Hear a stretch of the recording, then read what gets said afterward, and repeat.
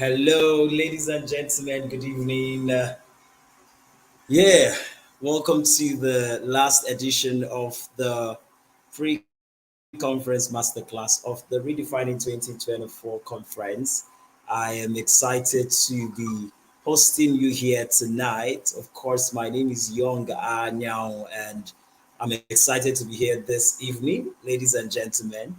Yeah, it's been a long road coming down to this point, and as you can see, we've had series of sessions with some of our speakers in the past, ranging from when we started off the session with Nancy Ogwe, Niyi Amuda, and then we've had sessions with Ella Obans, Van Promise, Chijioke Moses, Precious Oriji, Olumide GlowVille, and Assam. And today we'll be having the phenomenal Chris Chukwunyere. Is a mentor to me, someone I look up to, of course, Barinaada Legal, the founder of Barinaada Bema Alex-Iheanacho, the founder of Barinaada Legal. Sometimes I like to call her Barinaada Legal, and it just sounds like it's her name, right? Of course, she's the legal lady, the cheerleader of all the legal sense people in Nigeria right now. All right, so yes, we'll be having an amazing session today, and two of our speakers are here, ready to go on board and have the session this evening. And of course, our first speaker for today will be Chris Chukwunyere, who'll be speaking on the power and purpose of process in fulfilling destiny. It's going to be an amazing, amazing session. I've listened to him speak a couple of times. Many times, I'm even privileged to hear him speak to me one on one via direct phone calls and other sessions when we get to talk. And it is usually packed. I mean, when I say it's packed, it is completely packed. It's a session I always look forward to speaking to him every now and then. He's one person that I like to run to when I want to talk to someone. So you are sure to get an amazing session with him tonight. And then, of course, we'll be going with Barinaada Bema Alex-Iheanacho. But for tonight, let's look at our first speaker, who is Chris Chukwunyere, and he'll be speaking on uh, thriving beyond the ordinary, the power and purpose of process in fulfilling destiny. This is going to be massive. I trust that you'll be getting a lot. So get your pen and your paper. I see that some of you are already excited in the comment section and getting ready to be a part of this. Okay. So let's get to know Chris Chukwunyere. Who is Chris Chukwunyere and what does he stand for? Ladies and gentlemen, Chris Chukwunyere is a speaker, author, family life coach, and therapist. He's a US certified life coach, marriage mechanic, mental health first aid practitioner, and mindfulness coach. He's also an ordained minister of the gospel. He is the co-founder and executive director of Inspire World International Foundation, a charity organization that is committed to improving equitable access to healthcare, strengthening health systems, eradicating poverty, and building self-sustaining communities through medical intervention programs, economic empowerment programs, and community development projects. He's a graduate of medical laboratory science and a public health practitioner, medical laboratory science and a public health practitioner. He's the executive director of the 24 Carats Family Foundation and 24 Carats Youth, which he founded with his wife. He and his wife currently run both online and offline mentoring courses, seminars, and conferences for single and married people. They also run boot camps for teenagers. Ladies and gentlemen, Chris is a highly sought after inspirational speaker, and he is the author of the books Lead Your Way to His Heart, Lead Your Way to Her Heart, Before You Lead Your Way to the Altar, and Receive Sense 1.0 and 2.0. He co-authored the book Woman, an Endangered Species, Dear Single Man, Dear Single Lady at 30 Plus, and Needs and Expectations with his wife. He's married to his beautiful wife, Shola. They are blessed with three sons. They currently live in Abuja, Nigeria. Ladies and gentlemen, let's give it up for Chris Chukwunyere. Chukwunyere as he joins the session today. He's been here backstage waiting to come on board and say hi to everyone. Good evening, sir. Good to have you here today. Hi, good evening, Young. How you doing? You doing okay? Can you hear me? I'm doing great. How you doing? I'm doing okay. I'm doing fine. You can hear me clearly, right? Very clearly, I can. Okay, great. That's awesome. Okay. So, you ready to go on? Yes, we are ready for you. I'm sure you're ready. Yes, I am. I am. Like one of All my right. friends would say I was Yeah, born go ahead. ready. Awesome. Awesome. So, good evening, everyone. Good afternoon. Good morning from wherever in the world that you are at the moment. My name is Chris Chukwunyere, and I'll be talking about the power and purpose of process in fulfilling destiny. This is going to be an exciting conversation this evening. So, have your pen and papers ready, and I'm going to speak from a place of experience and also from a place of knowledge. Place of experience because most of the times I believe that, or one of the principles that I have in terms of sharing my thoughts with people is that I should be able to first experience it before I'm able to share it, because that gives me authority to talk from a place of experience and also to talk from a place of passion, and that also helps to inspire everyone. So I'm going to share my story or my experience, and then from there we can also pick up, several lessons that we can learn in terms of fulfilling our destinies. But then, coming from a place of understanding the power of process in fulfilling destiny. One of the things that we must understand is that destiny is something that God has designed for us to come into. God, as the creator of humans, have designed or preordained our lives to flow in a certain direction, and the output of our lives should bring up or should reflect our destinies. So our destinies is like a destination. This is where we are going to. This is the output of our lives, or this should be the outcome of our lives at the end of the day. That when we've lived 100 years, when we've lived 90 years, we can actually say that we're able to fulfill that destiny, or we're able to fulfill the purpose for which God created us in the first place. Like we said, it's a destination. And because it's a destination, it means there's a journey to that destination. The journey to that destination is what we call purpose. I'm sorry, process. The journey to that destination is what we call process. So there has to be the movement of Young, or the movement of Chris, from point A to point B. In between point A and point B is the process. It is that process that is really fundamental to making us who we are, and ultimately bringing us to that place where we can actually say that we've lived a prosperous, successful, fulfilling life, and we have actually fulfilled our destinies. So it's important to understand the power of that process. There's something the Bible says in Jeremiah um, 29 verse 11, that that I know the thoughts that I have towards you. They are thoughts of peace and not of evil, to give you an expected end. Some versions will say a future and a hope. So an expected end is like a destiny. It's like, that future that God has designed you to come into. So God has preordained you. God has predestined each of us to live a particular life and to fulfill a particular destiny. So if you look at the scripture, you would find out that there is nothing like the process. So God will not give you the detail of the process. God will not tell you exactly how the journey would look like. But then he's going to just let you know that there is a future that you're going to come into There's a destiny that you're supposed to fulfill. There's a destination that you should come into with your life.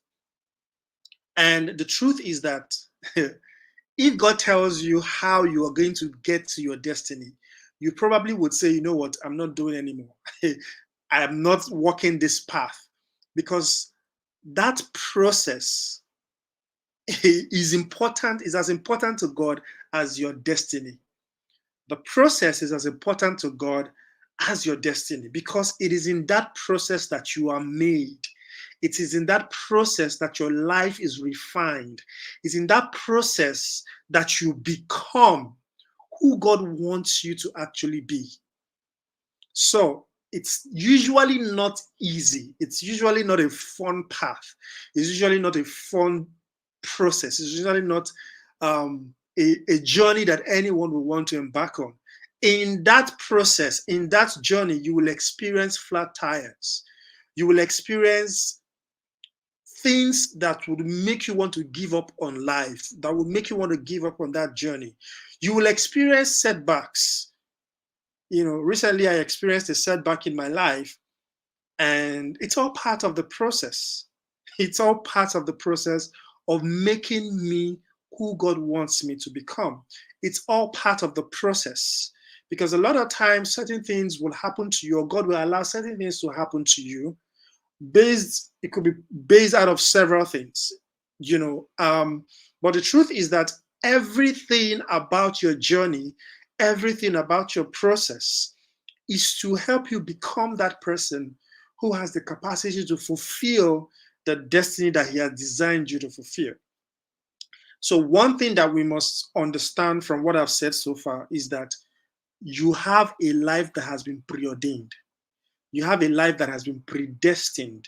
It means that God has written the script of your life. God has written how you will move from point A to point B. God has written how you would live your life and fulfill your destiny. So it's important for you to understand that if you don't walk in line with this process, if you don't walk in line with this preordained and predestined plan of God concerning your life, then you cannot fulfill your destiny. A lot of people do not even know what their destinies are. They don't know what the future and the hope is, that expected end for them. They don't know what it is. They don't know what their purpose in life is. And because they don't know what their purpose in life is, they don't know what their destination in life should be. Because they don't know what their destination in life should be, they walk a journey of life that is not in line, or that will not even help them to fulfill the purpose and the destiny that God has designed them to fulfill. So you must understand that your life has been preordained. So if your life has been preordained and predestined, and you have a destiny to fulfill, it's important that you understand what that destiny is. That's why it's important to understand what your purpose in life is. Because when you understand your purpose in life and you work according to that purpose, it helps you to align yourself through that journey.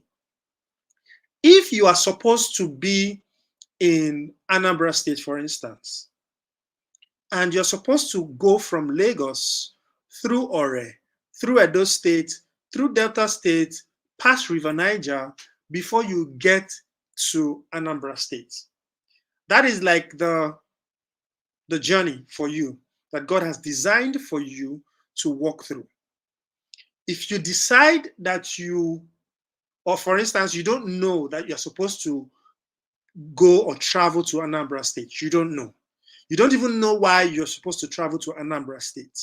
Maybe because you are supposed to go to Anambra State to heal that land.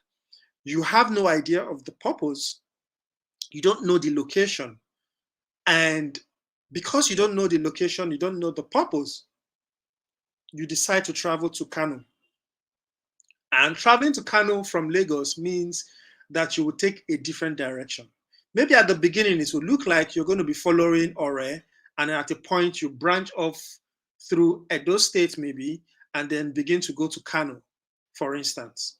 And, and go through that route, enter Abuja. From Abuja, you probably go through, Kaduna and all of that.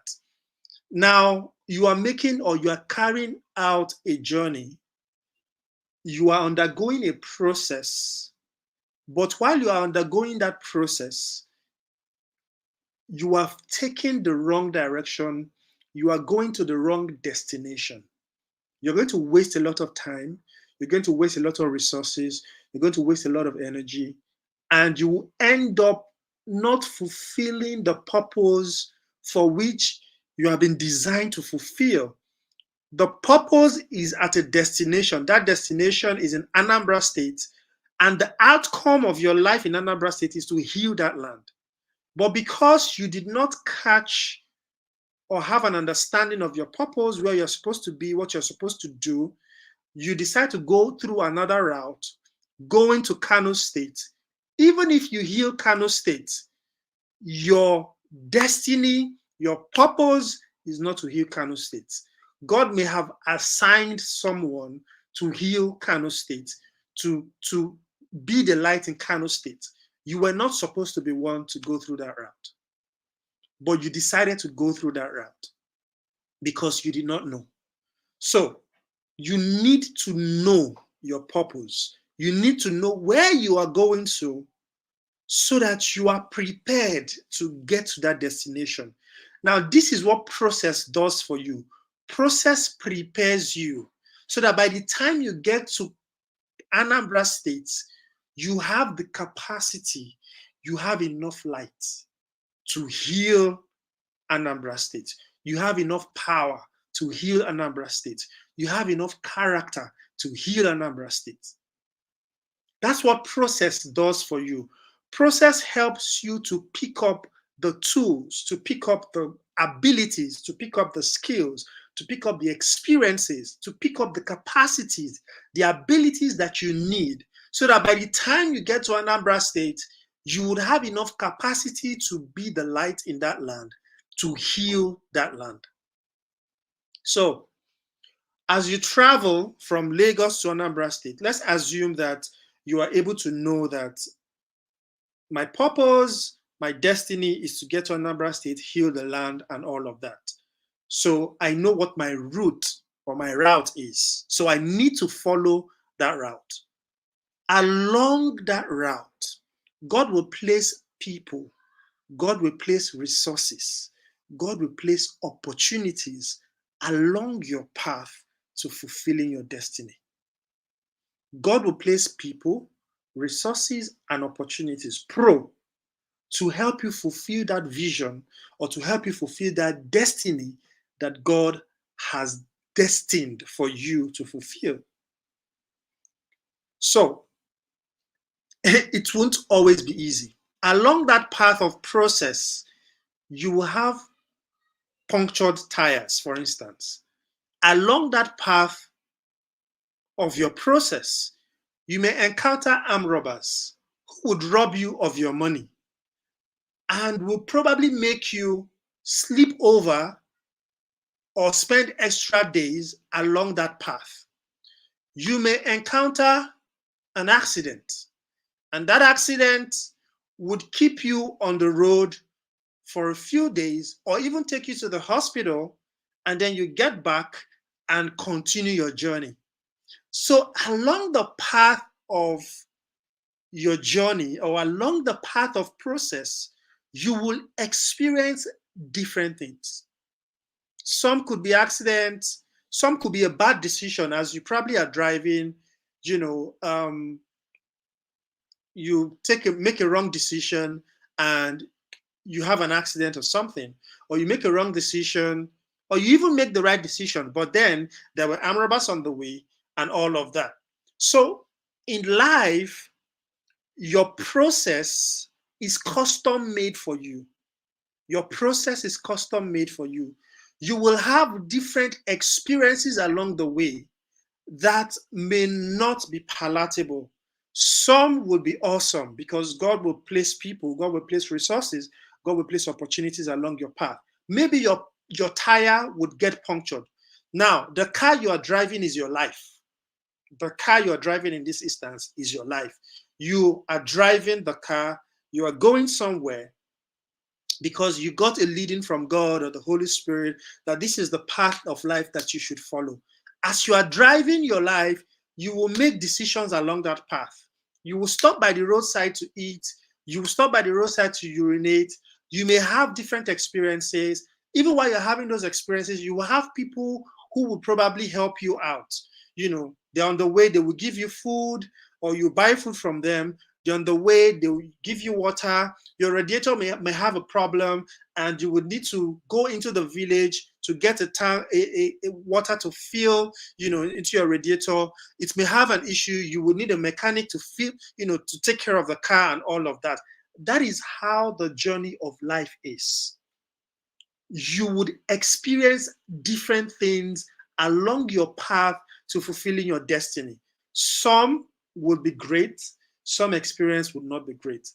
But the entire, or in the grand scheme of things, God is using all of those people, resources, opportunities, setbacks, challenges to shape you to becoming who you are, or who you need to become, so that by the time you get to Anambra State, you will have enough capacity to heal Anambra State. You have enough capacity to change the lives of the people in Anambra State. You have enough capacity to turn around things in Anambra State. But you need to follow through the process to become that person that can do that thing, that person that can fulfill your destiny. So the outcomes or the things you're going to do in Anambra State is as important as the journey that you are walking through. That journey, that process is also the process of fulfilling your destiny. As long as you're on that path, you have already started the journey of fulfilling your destiny. So, what this means is that by the time you get to Anambra State, things will be easy, things will be quick, things would just be happening for you, and you will be like, wow. And people will be wondering, how is it that this guy is so popular now? How is it that this guy has blown? How is it that this guy is so rich? How is it that this guy is changing lives? How is it that this guy is not doing a lot of PR, but a lot of people are following him? They won't see the process. They won't see those dark ages, how long it took you to travel from Lagos to Anambra State.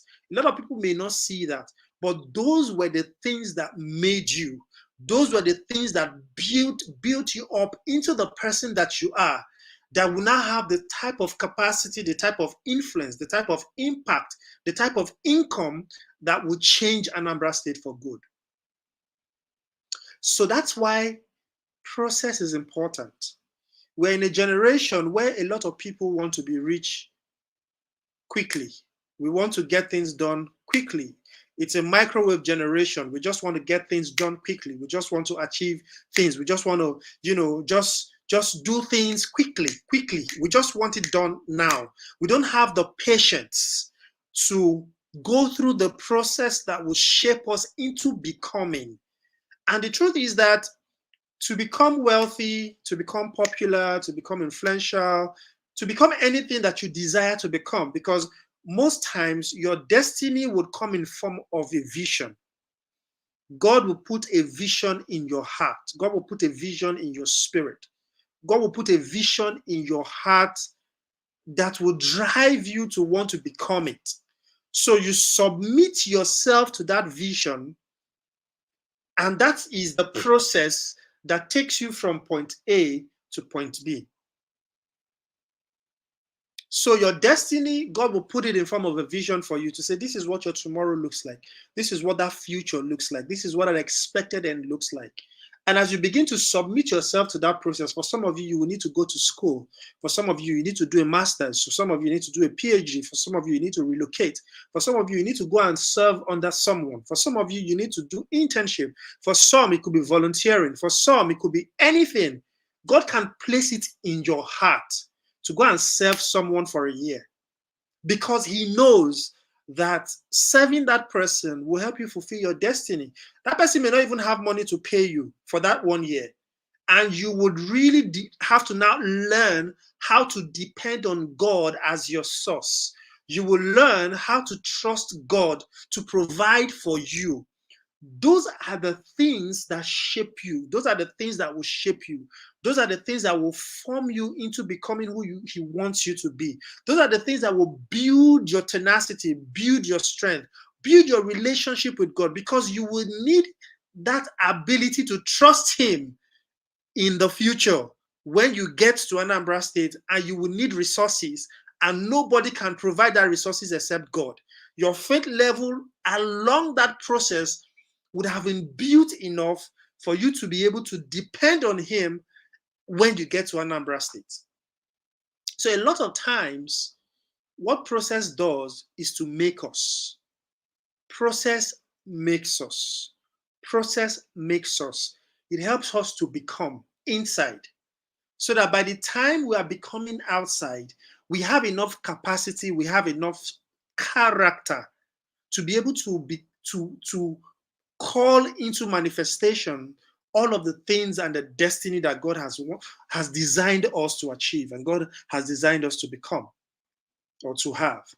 So it's important. I needed to paint this analogy, or I needed to use this analogy or this illustration to help you understand how process is important as you journey through life. Now, let me share my experience with you. So I had graduated from the university, and I decided to go back home to Lagos. I had studied in Imo State, and I decided to go back home to Lagos. And while I was praying, studying, God spoke to me to go back to Owerri to serve someone. So a young pastor at that time had started a ministry, and God said, "Go and serve him." He's now a very big pastor in South Africa. If I call his name, you will know him. So I went to join him, to work with him, because as at that time he was doing quite a lot of work. He had just started doing quite a lot of work in Owerri at that time. So I joined him, and I got my internship, did my internship in Owerri. God wanted me to be in Owerri that season, because I had left. That was my journey of leaving home, actually. I had left home when I was 17, when I gained admission into the university. And I never went back home. I only went back home during holidays. And some holidays, I stay back. I travel to my village to read, pray, and then come back for the next, session.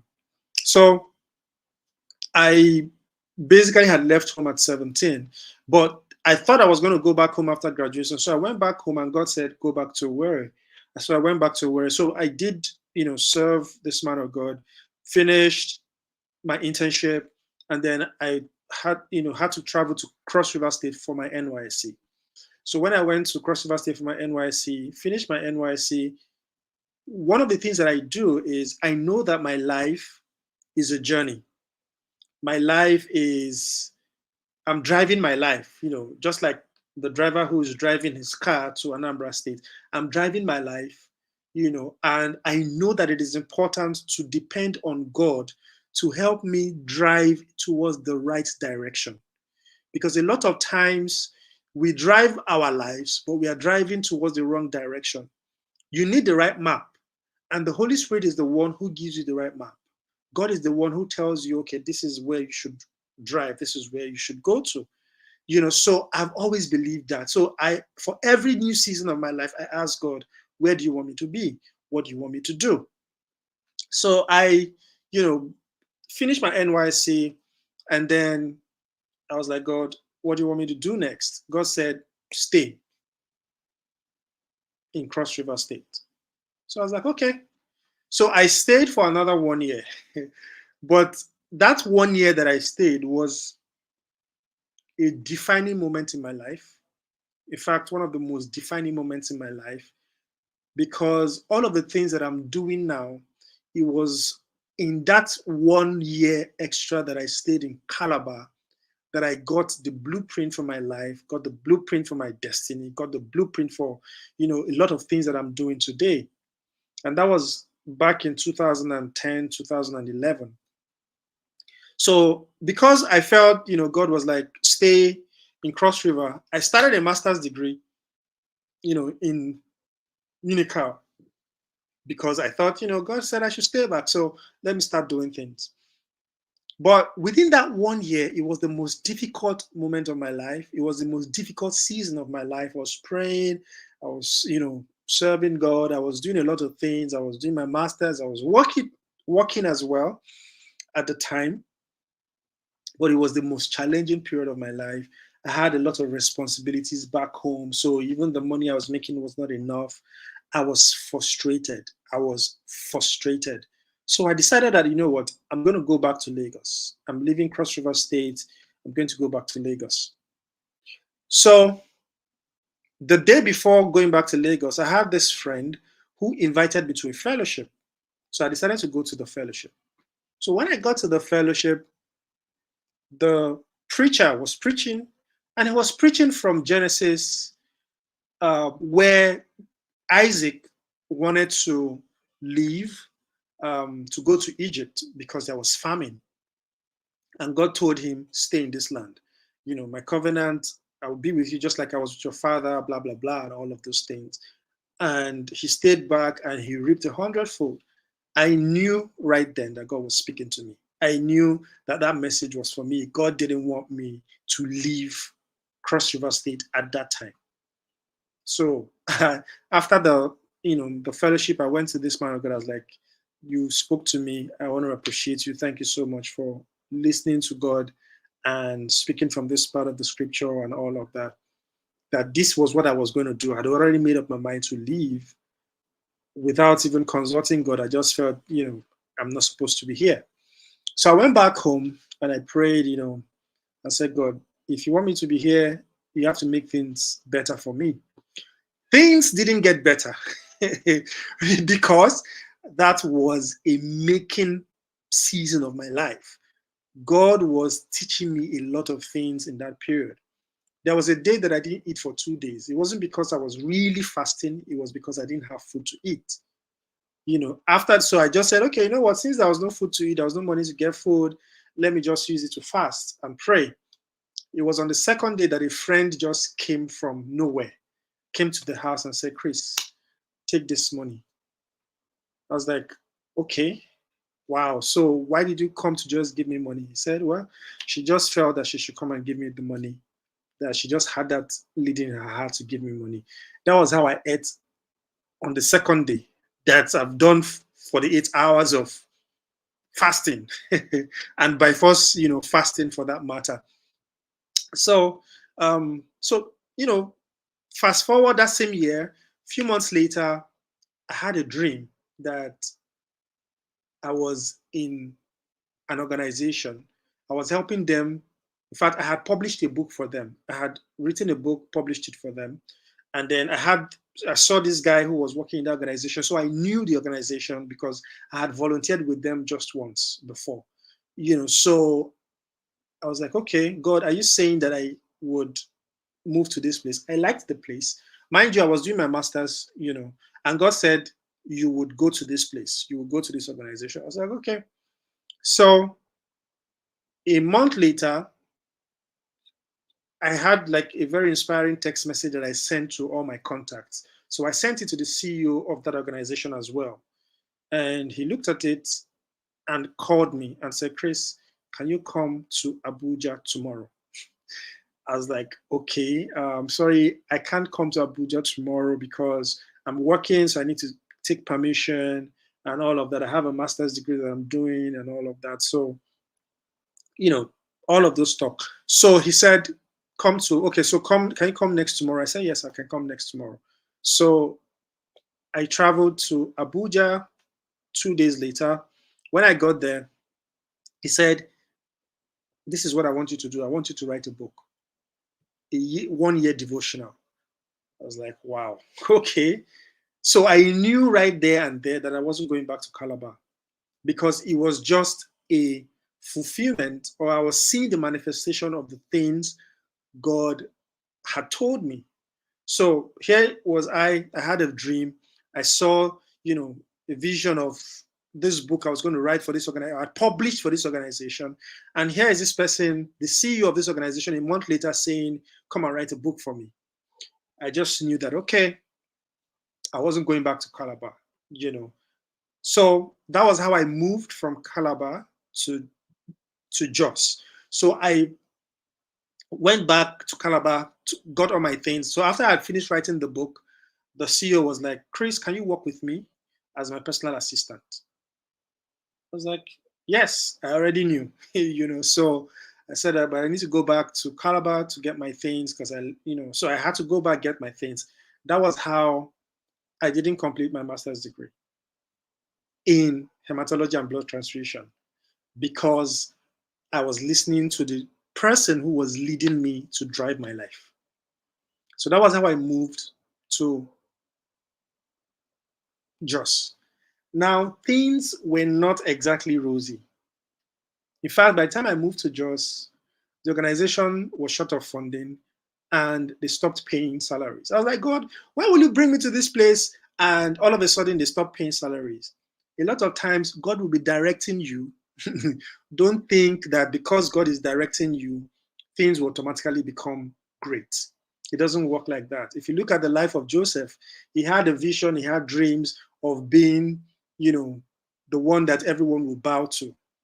But while he's having those dreams, the processes that he had to go through was from the pit to to Potiphar's house to the prison, and then before he got to the palace. So a lot of times, God would take you through a process to make you, and that making process will involve suffering. That making process will involve suffering. It is not always fun. It will involve suffering. The idea is to help you build character. The idea is to help you build skills. The idea is to help you build experience. Because you will need character, you will need skills, you will need experience for the journey and for the destiny that He has called you to fulfill. So it's a process that you have to submit yourself to. And a lot of times you may want to make certain decisions that would take you off that process, that will take you off that path that God has designed for you to go through. Sometimes He will intervene. Most times He will intervene, especially when it's your destiny is really important to Him. And of course, all of our destinies are important to Him. So He will intervene. He will use something, He will use someone, He will use an experience to intervene. So this was how I found myself in Jos. But then it wasn't a great experience in terms of all of the things I had to suffer, all of the things I had to go through to become who God wanted me to become. But then along that path, I found my wife because, I was in this organization. We had to go and implement a project in Taraba State. My wife was serving in Taraba State. That was where I met her. We became friends. Now we have the family that we have today, almost 10 years later. So it was also in that process that I began to form a career path. Initially, I wanted to become a lecturer in a university, a hematologist, and become a lecturer in the university. But God redirected my path from being a medical laboratory scientist, a lecturer, or a hematologist into becoming a public health professional. So this path of going to Jos began to carve a new career for me, which is to become a public health practitioner. Now, being a public health practitioner, while I was in Calabar, like I told you initially, I had a blueprint of my life. I had Inspire World International Foundation, which was a public health institution that God gave to me. So I wrote all of those things down and all of those blueprints. God wanted me to join this organization to learn the process or to form a career in public health and to be able to have the capacity to work closely with the CEO to be able to learn all I need to learn to be able to start my own organization years later. So I was in this organization, I was volunteering, even though the pay was not much and all of that, even though I had to suffer and all of that, God provided for me every step of the way. I had a younger sister who was in university. How I was able to take care of her, sponsor her education, I don't know. But I know that for every time I needed funding or I needed support or I needed money, God always provided for me. So what I'm trying to say is God will place people, resources, and opportunity along your path. As long as you're on the path that God has designed for you to be in, you may not be rich per se at a particular point in your life. You will get there definitely. But then everything that you need, God will provide. He will teach you to trust him. Because this was where I began to learn to trust God for everything. And God was providing for my needs. He was helping me take care of my parents, accommodation, blah, blah, blah, all of the things that I needed. God was making provisions every time I needed them. But then it was a very painful phase of my life. It was a very challenging phase of my life. So I learned tenacity, I learned character, I learned a lot of things. Now, fast forward, a lot of things began to happen. I got a fellowship. So while I was on this journey, I began to learn a lot of things. I began to do a lot of things that gave me experience, that gave me skills, that better positioned me to be able to apply for a fellowship that took me to the US for 18 months. That also better strengthened my capacity, strengthened my ability to be able to do the things I'm doing and to be able to have the type of jobs I'm having even until now. That was how I got introduced into what we call a cancer space. And then right now, I'm working in that space. And my life back then is not the same now. Right now, I can command influence, income, impact in so many different levels. And it's easy to do that. I'm fulfilling my destiny because I conformed to a journey, I conformed to a process. Now, there are some things that we must learn. My time is almost running out. There are some things we must learn as we submit ourselves to process. One is that you must submit to God and you must submit to the Holy Spirit. The Holy Spirit is the one who will give you the map or the compass to your direction or to how you need to walk through life. Number two, process involves time. Process involves time.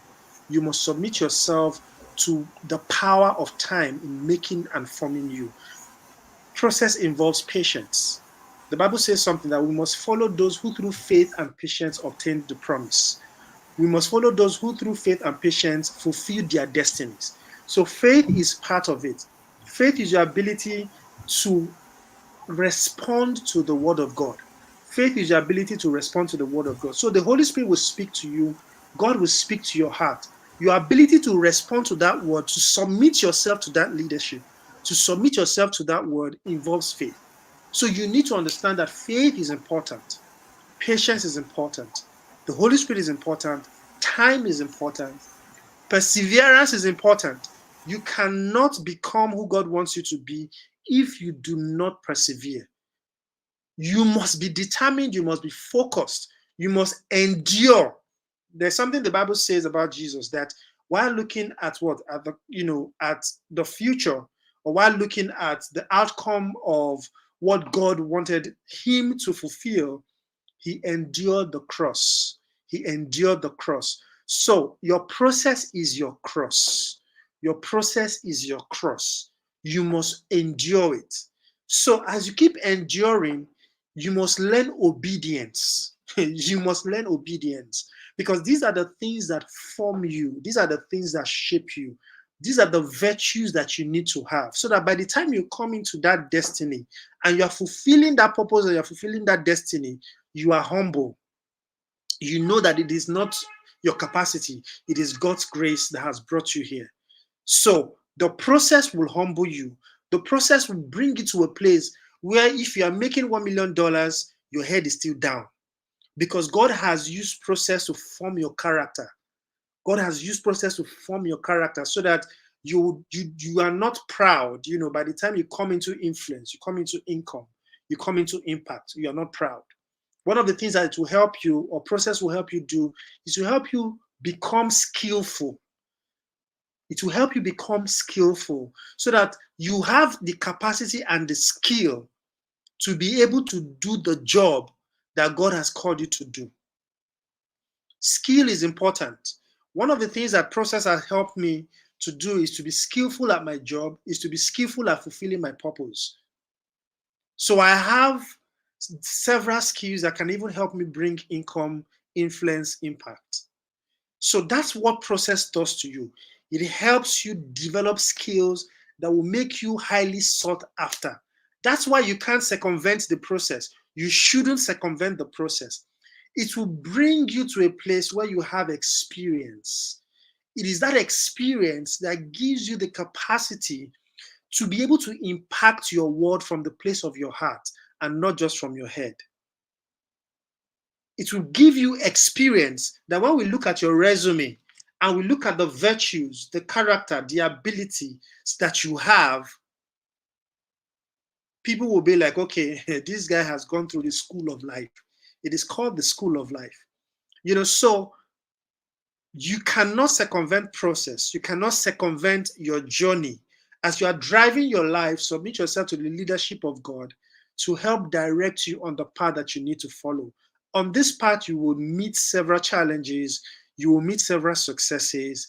Keep building on them. Keep developing the skills, the character, the experience that you need to fulfill your destiny. So that by the time you come into that location or you come into that season of your life where there is the full manifestation of the things that God wants you to manifest, you have enough capacity to handle the fame, to handle the influence, to handle the income, to handle the impact. You have enough capacity to heal your land, heal your world, and make it a better place. And one last thing. One of the things you must understand is as you walk through process, as you walk through a journey, God will begin to tell you this is the place to go to. Location is important. Location is important for every season of your life, for every process of your life. Location is important. Listen, where do you want me to be? Where do you want me to go? Who do you want me to be with? Who do you want me to work with? Where do you want me to work? That's why you can't just work anywhere. That's why you can't work anywhere, because there are places you work at, and it will shrink your destiny. It would suffocate the life that God has called you to live. There are places you work in. There are places that God wants you to be in, so it can help sharpen your axe to be able to fulfill the destiny that God has called you to fulfill. So people you work with is important. The locations where you work at is important. So submit yourself to the leadership of the Holy Spirit, submit yourself to the leadership of God, and He will direct your path. And you'll walk along the path that God wants you to walk in. And just like people, resources, and opportunity will be on that path. Your wife, your husband is on that path. Your destiny helper is on that path. Your opportunities are on that path. Resources that you need to fulfill your destiny, they're on that part of process.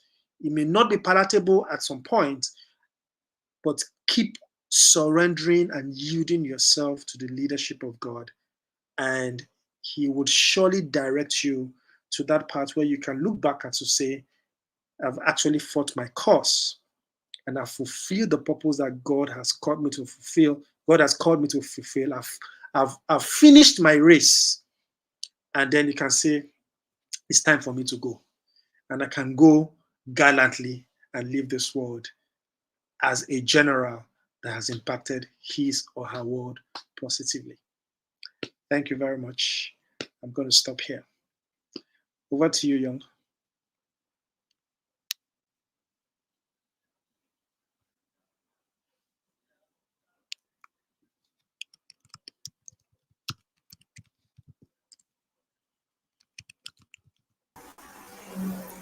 Thank you so much. That was that was awesome. I am grateful for share your experiences and how you are able to marshal them out so much. And you see, I like the comments I'm seeing. Someone says, you can never escape the process. The process is a part of our formation. Even as you were sharing, I was just putting myself in your shoe. And then I can even imagine all the other things that you didn't even get to talk about, you know, that you didn't talk about right here in the live show. Sometimes people don't know how much people go through to finally emerge, and we don't see the place of time in our journey, how time plays a major role in our journey and formation as well.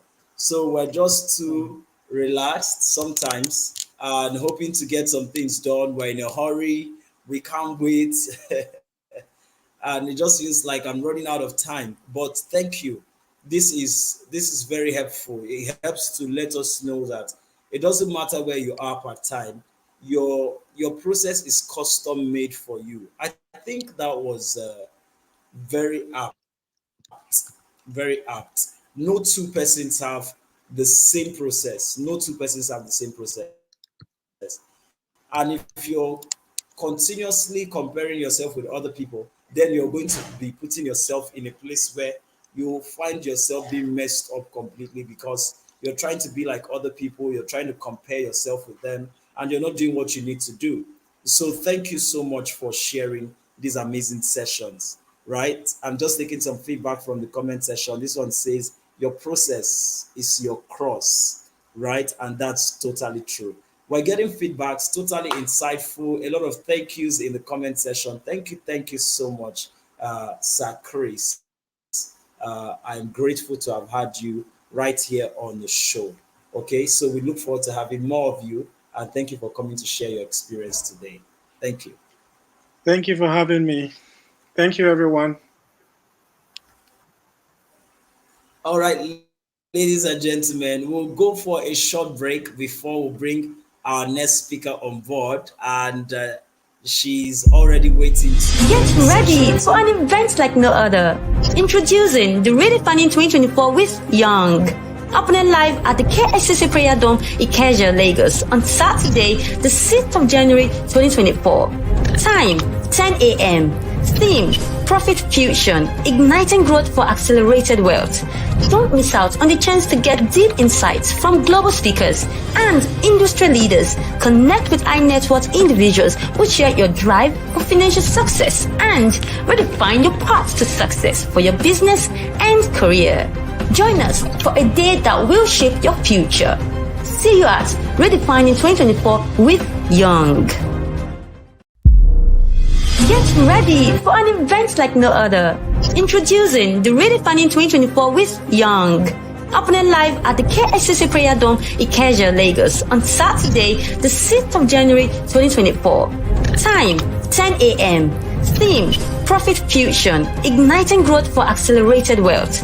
Don't miss out on the chance to get deep insights from global speakers and industry leaders. Connect with high net worth individuals who share your drive for financial success and redefine your path to success for your business and career. Join us for a day that will shape your future. See you at Redefining 2024 with Young. Get ready for an event like no other. Introducing the Redefining 2024 with Young. Happening live at the KSCC Prayer Dome, Ikeja, Lagos on Saturday, the 6th of January 2024. Time 10 a.m. Theme Profit Fusion, igniting growth for accelerated wealth. Don't miss out on the chance to get deep insights from global speakers and industry leaders. Connect with high net worth individuals who share your drive for financial success and redefine your path to success for your business and career. Join us for a day that will shape your future. See you at Redefining 2024 with Young. Get ready for an event like no other. Introducing the Redefining 2024 with Young. Happening live at the KSCC Prayer Dome, Ikeja, Lagos on Saturday, the 6th of January 2024. Time 10 a.m. Theme Profit Fusion, igniting growth for accelerated wealth. Don't miss out on the chance to get deep insights from global speakers and industry leaders. Connect with high net worth individuals who share your drive for financial success and redefine your path to success for your business and career. Join us for a day that will shape your future. See you at Redefining 2024 with Young.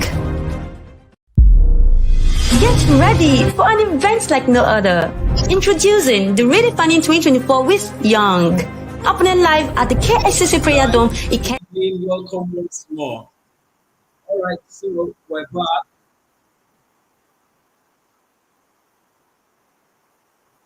All right, thank you so much. We're back right here, and thank you for being a part of the session. Okay, very quickly, before I bring my next speaker on board, I'd like to make a few announcements. So, we're transitioning and changing a couple of information so that everyone is well carried along. We've sent out emails, we've sent out text messages, we've sent out bulk SMSs and everything to all registered participants for the Redefining Conference 2024. And we're pleased to let you know, and we'd like to apologize for any inconvenience this may have caused anyone.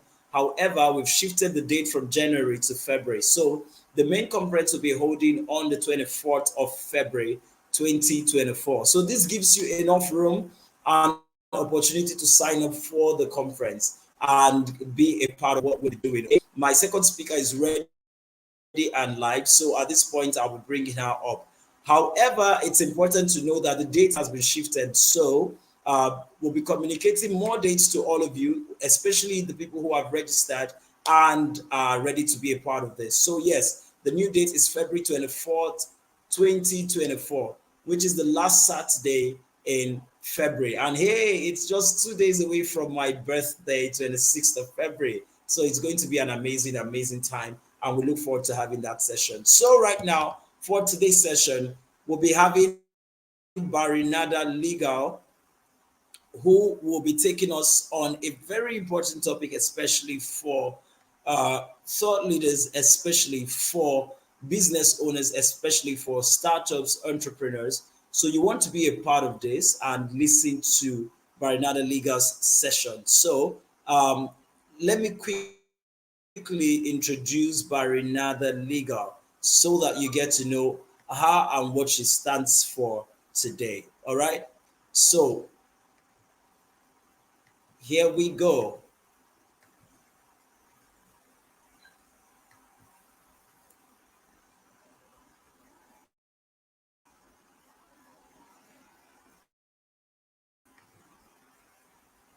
Okay, sorry, we're having my slide is choosing its own page by itself. Okay, so here we go. We have Barinaada Legal, who will be talking on legal essentials for startups, legal essentials for startups. Now, business person, this is very important for you. This is very important for you. Navigating the initial stages of business. I'll read her profile very quickly and then bring her on board to take her session. So, ladies and gentlemen, who is Barinaada Legal? She is Alexander. I like to say the wife of my friend Alex-Iheanacho. That's not part of the profile, but please permit me to add that. A legal consultant to business owners. She is an international speaker, a TEDx speaker, legal content creator, and an author of several books. She's the founder of Barinaada Legal, a specialized corporate and commercial law firm which focuses on innovative startups. She's also the founder of the Law and Business Community, an online community with well over 4,000 entrepreneurs, where she shares her thoughts and educates members on how to put legal structures in their businesses. She has designed and executed various trainings on building legally protected and legally compliant businesses, both virtually and physically. In January 2019, Barinaada Legal became a viral sensation across Africa after she was recognized by billionaire giant Dr. Strife Masiyiwa for contributions towards helping startups have access to legal service through her organization, Barinaada Legal. In his words, we need Barinaadas in every single African country. As the only female panelist in the SME Hard Talk session of the festival, she gave a different dimension to the discussion by focusing on the legal challenges faced by startups in Africa. That is, as a result of her participation in the Central Bank of Kenya and the Monetary Authority of Singapore, which was held in Nairobi, Kenya, tagged FinTech in the Savannah. And this was in July 2019. In the same July 2019, she was featured on This Day national newspaper as the legal personality of the week through her law and business community and other social media platforms. Barinaada has helped thousands of business owners understand the legal aspects of their business, maintain regularity compliance, so as to enable them build a business that is not only legally protected but also profitable, as well as to position themselves as fit and proper persons that other people would want to do business with. Ladies and gentlemen, help me, if your hands are not too busy, to welcome on stage our own Barinaada Legal. She has just joined stage. Hello, Barinaada. Good evening. Good evening, Young. Thank you for having me here today. Hello, Can everyone. you hear me? Good evening. Thank you so Yeah, much for being a part of this. Your smile is so beautiful tonight. thank you. Okay, so All right. Okay, so I'll I hand guess over to I you. The can stage is start. yours right now. Yes, how many minutes do I have? Can you hear me? How many minutes do I Can you have? hear me? Yes, I I was can hear asking you. how many You said minutes. what? How Oh, many okay, minutes great. do I You have okay, you have 40 minutes. 40, have? Okay, 40, 40, 40 okay, minutes. I got that. Right. Good evening, All everyone. right. All right. Welcome to this session. I hope everyone can hear me. My name is Barinaada. Introduction has been made, so there'll be no need to do further introduction. Pardon me, I look a bit rough. Saturdays are usually my very busy day. Um, Church activities, and when you have toddlers, you have a lot to do and deal with. So, but I promised to be here, and I just had to be here.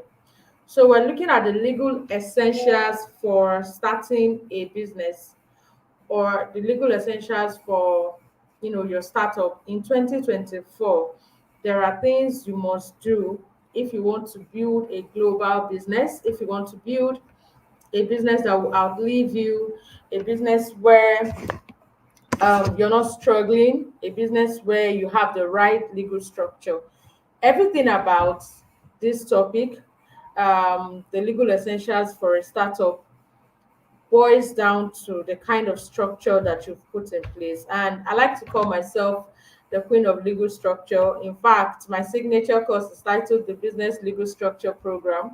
And it is a course that helps you to build a solid legal foundation around your business. Because as you know, if the foundation of your house is weak, the house could come crumbling down, right? And it's the same thing that happens with you as a business owner. So tonight I'm going to be sharing from my experience of having worked with, startups in over 10 industries and counting. I can tell you for a fact that I understand the peculiarities that startups face. I understand their legal challenges, and I understand the fact that you know they lack the kind of support and access that they need, to truly be the kind of business that they dreamt to be. So this evening I'm going to share some of the tips that I usually give to my clients on what they need to do. Now let me start by saying that this is the end of the year, right? Tomorrow is 31st, the last day for 2023. If you haven't been in that position already, this is the year where people make wishes and resolutions, and they make all sorts of promises. Oh, I'm going to do better. Oh, I'm going to do this. Oh, I'm going to start a new business. And guess what? In fact, towards this time of the year, there is usually a surge, right, for people who want to register a company or who want to put their house in order. So a lot of people are registering businesses and they are doing so many things, you know. But I tell you, the the biggest mistake, or one of the mistakes that you can make, is to quickly go and register a company as soon as an idea drops into your head. Now, this is one truth that a lot of people who hammer on company registration, register a company, do not like. They don't like me for this. They wouldn't like me for this. Not like they don't like me for this. They probably will not like what I'm saying because um, they just want you to register your company. But if you are a startup And perhaps since we have startup in the title that I was given, maybe it would be good to even establish who you are. It is beyond the fact that you are just starting out. It is beyond the fact that you're a business owner, you're a new business owner. That you're a startup does not mean that you're a struggling business. So when I introduce myself and or people call me, oh, Barinaada, she's a startup lawyer, people tend to think, oh, she's a lawyer for those business owners that are struggling, those small businesses, those ones that are not yet doing proper business. You wish. I'm sorry, but the kind of people who are called startups are people who are building innovative businesses. They are building solutions to problems in an innovative way. Startups are out to disrupt even a highly saturated market. Startups are people who are growth focused, they want to scale, and in fact, they want to disrupt. And ultimately, they want to be able to exit, right? And by exiting, I don't just mean leaving, they want to be able to cash out, they want to be able to move on to something else, knowing that okay, they've milked what they've built, and possibly sell or merge or do whatever. And for those who want to continue to remain a major cash cow, they can decide to. But startups are very brilliant set of entrepreneurs because they've identified a problem and they have decided to create solutions that solves that problem. And guess what? This problem may be everyday problem that traditional businesses are trying to solve. Now, what makes them very unique and very special is the fact that they are leveraging technology to do that. So being a founder, right, like as I like to call the business owners who are building, startups, means that you are using technology to solve your problem. It means that you're able to scale maybe 10 times faster than the traditional businesses. Now, if you are that kind of business owner, if you are that kind of entrepreneur, please, it will be a fatal mistake. Even if you're not even a founder, you're not that kind of startup, the one I just described right now. If you are a business owner, especially if you're looking to start a company or start a business in 2024, and you're looking to maybe even have a co-founder or a business partner, it would be such a big mistake to go ahead to do that without, first of all, um, without, putting your house in order legally. It will be such a big mistake to do that without sorting out your legal, as I like to put it. So, and I know that CSC registration experts will tell you, oh, don't worry, come on. In fact, they will even tell you you can come and do a business name instead of doing a company yet. All of those things, the day you conceive the idea to start a business and the moment you register that company or that business with the CSC, I want you to know that you created a legal entity. A life has been born, right? You've created a legal entity. Something has been set in motion, and that something will have consequences that could affect you and even the business you're trying to build in future. So a company doesn't come into existence until the law says you are now an existing company by issuing you a certificate that makes you legal, right? However, before that time, there are things you're supposed to do before that stage, during that stage, after that stage, right? That's before registration, during registration, and afterwards, so that you don't have legal issues. The whole idea is to make sure that you can run a smooth business and not have issues down the line and not have legal issues with the people that you're working with.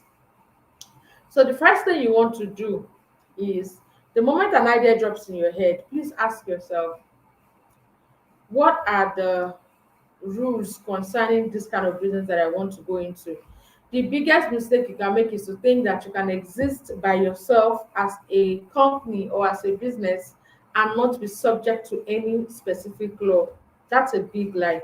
So it's just like how nobody is an island and no human being dropped from the sky. Everyone has a family.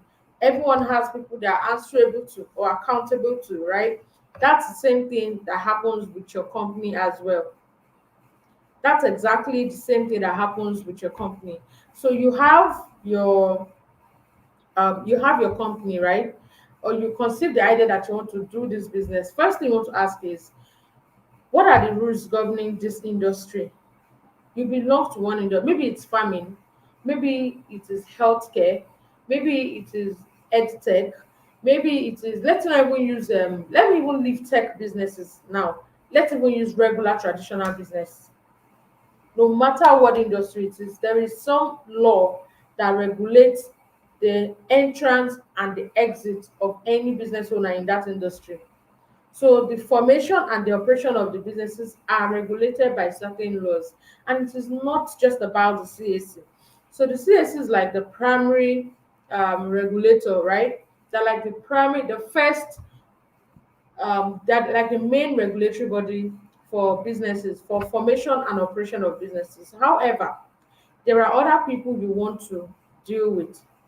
So that's why I said that when an idea drops in your head and you quickly go to register a company with the CAC, you already made a very fatal mistake. Because number one, if you're having people on board, you've not discussed things like equity, you've not discussed things like who would own what percentage of the company, you've not discussed things like what would be your responsibility. You just consider an idea, and then the next thing you want to do is pack your family members. Thank God right now you don't have to bring people who you really don't want to become partners with to become co-founders in your business, right? So you can be the only person and you can be a solo founder. However, um when you bypass this protocol of verifying what laws are applicable, you already made the mistake of non-compliance. So first thing is to comply with the necessary laws. So you pick your industry, and how do you do that? You pick your industry, you already know you're going to register with the CSA. That's a given, because before you do business in Nigeria, you have to register that business in Nigeria. Then you also want to find out, okay, what are the other bodies that regulate this kind of business? If it is let's say fintech, for example, you're building a solution that can help people. A lot of people are complaining they cannot receive money from this country, they can't receive money from that country. Now there are platforms such as Seller, Paystack, Mainstack, um GPay. There are platforms that are now enable people to collect money from overseas countries. However, there are still a lot of people complaining every day that they are unable to receive funding. Now, if you decide to come up with a solution that makes it possible for people to receive their funds in less than 1 minute, right? Or pay for any services online in less than 1 minute, that's quite innovative. But one thing you want to ask yourself is, can I just go ahead and do this? You can't. There are bodies to comply with. You probably would need to get a um merchant license, payment merchant license, right? And if you cannot get that license, you probably would need to enter into a strategic partnership with any organization or any company that already has that license. Or you probably would need to comply with SEC, depending on what your solution is. So there are different regulatory bodies for different purposes. And so when you say things like, oh, come and register. Now, the CAC can help you register. They won't bother whether you have this particular regulator's license or not. The CAC's job is to register the company. So they would register it on the assumption that you know how to get your license or you have your license. Now, registering that company with the CAC may not give you the go ahead or the right to actually be able to commence business unless you comply. And one of the things that non-compliance does is that it robs you of the opportunity to really grow as fast as you want to be as loud as you want to be about your marketing, about your presence. It robs you of the opportunity to go all out. Why? Because you know that you haven't complied. Imagine if you are into food production, food processing, and you process a particular food item, but that food item does not have that processed food does not have NAFDAC number. It's going to be very, very difficult for you to be able to promote loudly, as loud as you want. It's going to be difficult for you to be on shelves, right? In supermarkets, and everywhere else, because there is no NAFDAC license. So people would have reservations about stocking up your products, right? However, however, if you have to actually if you got your NAFDAC license, it will be easy for you to go all out. It will be easy for you to do collaborations. It will be easy for you to do everything because you know that you have complied. But while registering with the CAC will not tell you, oh, go and get your certification. Before, they used to do that. We call it what's the word? There was a word we call it then, proficiency certificates. Before the CAC would, before 2020, you need to you are required to submit a document, a proficiency certificate. So for example, if you want to set up a school, they would request for any certificate that shows that you're a professional in that field. If you want to set up a pharmaceutical company, they'll be requiring for your proficiency certificate in that field, right? And this was to kind of regulate who can set up a company. But now, with the fact that the CSC doesn't care anymore, or that they've removed that obligation for them to request for that certificate, now you can set up, even you that you have no business setting up a hospital, you can set up a hospital by yourself. But doesn't mean that you can practice. No. Doesn't mean that you can start to operate people. You can decide to set up a law firm, because why? CSC will not ask you what you want, where is your certificate of court to bar, or where is this, but are you a lawyer? Can you practice being a lawyer? No. So when people are saying, come and register your company, come and register your company, oh, you're not legal, they are not telling you the other things because they don't know. They are not lawyers, right? They can't tell you, oh, you need to do this first, you need to do that. So that's one thing you want to get out of the way. And as you're entering into 2024, now for those of you who have businesses where you haven't even complied, regulatory compliance cuts across every industry. Like there's no industry that is spared from compliance. And when it comes to compliance, there are general compliance and then there are industry specific compliance. So even if you feel like you do not have industry regulations for what you're doing, maybe you're into e-commerce, as far as I know, there is no industry regulation for e-commerce business, right? Anybody can set up and decide to set up a store on Shopify or Alibaba or wherever, right? GG. Or you can build a platform that enables people to come buy and sell, an e-commerce platform. There is no industry. You don't have to comply to any industry requirements for you to be able to run or set up an e-commerce business. However, so even when you feel like there's no industry requirement or regulation, there is a general regulation. You need to comply with your CAC, right? The company needs to be registered. You need to comply with the FIRS, that's Federal Inland Revenue Service. You need to comply with maybe LIRS, depending on your state. If you're in Lagos, you probably would also need to comply with any other regulator in which you're going to be needing their service, right? So if you're incorporating maybe payment solution on your portal, on your e-commerce platform, you know that you need to comply with that. And if you're not able to get that license, you probably need to partner with a third party that can give you that license, right? So that's how it works. Those are the things you need to do. So when we talk about building a business that has a solid legal foundation, or building a company, building a startup that has proper legal structure, we're looking at it in terms of how compliant are you. And then the next thing you want to look at, which is very important, in fact, the issue of compliance is even one aspect, because regulators are a part of this set of people, or this set of things that I'm going to talk about, which is identifying your key stakeholders. You want to be able to identify those who are relevant to your business. Remember, I said that there are things you have to do before you start, before you register, during registration, and afterwards. So there's pre, and then there is a post, and then there is what happens during the registration. But before all of that happens, And this is on the assumption that you're that person who is looking to start a company or build a startup next year. And we're looking at what are the things you're supposed to do to put in place. So the first thing I've mentioned is get to find out whether there is any law that regulates what you're about to do so that you don't run into legal issues, and so that when it's time to grow and scale with marketing, you can go all out and not be afraid that you haven't done anything. And then number two, I said you should identify your key stakeholders. Now, these are people who are affected by the company and whose actions will also affect the company. Let me take that again.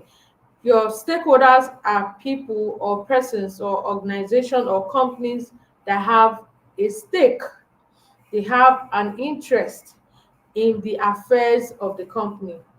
And whatever decision they make, whatever actions they take, whatever acts or inaction they take can affect the company, and vice versa. It means that if the company does an action, it could affect a particular set of people. It could affect these people one way or the other. We're going to go a bit more practical with this. So for this, I'll try to be as fast as I can. But basically, we're going to look at identifying key stakeholders and using contracts and agreements to secure your interest. But we can't begin to talk about contracts and agreement to secure your interest unless we have established who your stakeholders are. Because at the end of the day, all the talk about proper legal structures, building the solid legal foundation is premised on the fact that you've been able to identify your stakeholders and you have been able to manage the relationship you have with those stakeholders. And because these are individuals, these are people with vested interest, a lot of what you're going to have to engage in will revolve around one contract or the other, right? So let's look at identifying your key stakeholders. We've defined who the stakeholders are. And so and it's important to even get this clarity from the beginning, because a lot of the actions you would take will have, in fact, like I like to put it, I say that as a business owner, even though you're taking a business decision, most of the decisions you're taking are actual legal decisions, because why? They have legal consequences. So you could be taking a particular decision, a decision to fire a staff. That decision might have consequences legally. It is a business decision, though, but it has consequences, and you want to be sure that at every point in time you're making the right decision. Your goal every time should be to protect the company. The company needs to be protected. It needs to even be protected from the kind of decisions that you take as a business owner. So, take for example, an employee does something and it's something you could have maybe given query for, but you decide to fire immediately. But the contract term says that you have to give at least 1 month salary in lieu of notice or give 30 days notice.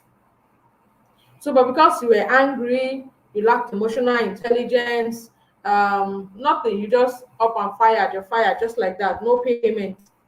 You could be setting up yourself for a lawsuit from that employee. Yes, they could sue you, because many times when we set up contracts and agreements, we feel like, oh, it is only the other person who is meant to comply. Even when you are the originator of that contract, if you do not keep to your own terms of the contract, you could be sued on that contract as well. So let's quickly list out those who have vested interest. Of course, I have already mentioned an employee um, while giving this example. So you already know that employees are one of your key stakeholders. Why? Because they have interest in the company. They're the ones who are helping you drive the operations of the business, right?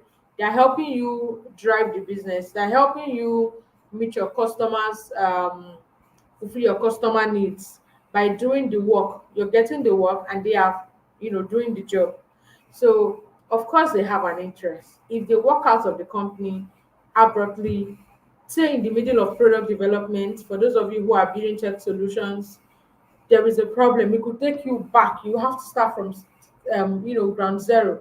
And God help you if they are not willing to release all of the information that they have in their possession, source code, everything that you need, password, login details, backend access. they just walk out, and one day you just cannot hear from them anymore. It means all the efforts you've done will just be in vain. And so that's why there is a need to maintain and to um, manage the relationship between you and your employees. Then the other sort of stakeholders you want to be able to identify, your I call them your um, co-founders, or your team, your actual team members, not your employees now.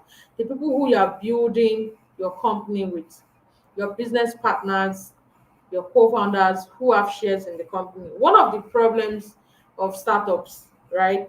And we had a lot of breakups. We had a lot of shutting down, closing down, being out of business. This 2023, it came with a lot of it. And it was not just a Nigerian thing alone, it was all over, right? So, but one of the challenges that,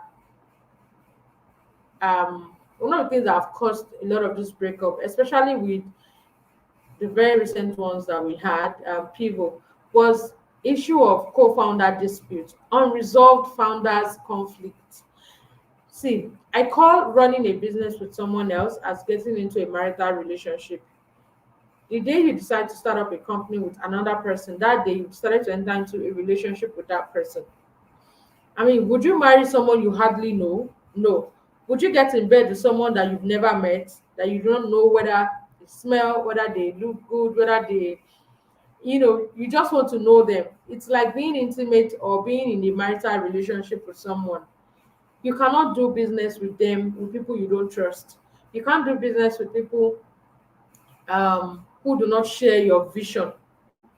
You can't do business with people who you're not on the same page with. Guess what happens?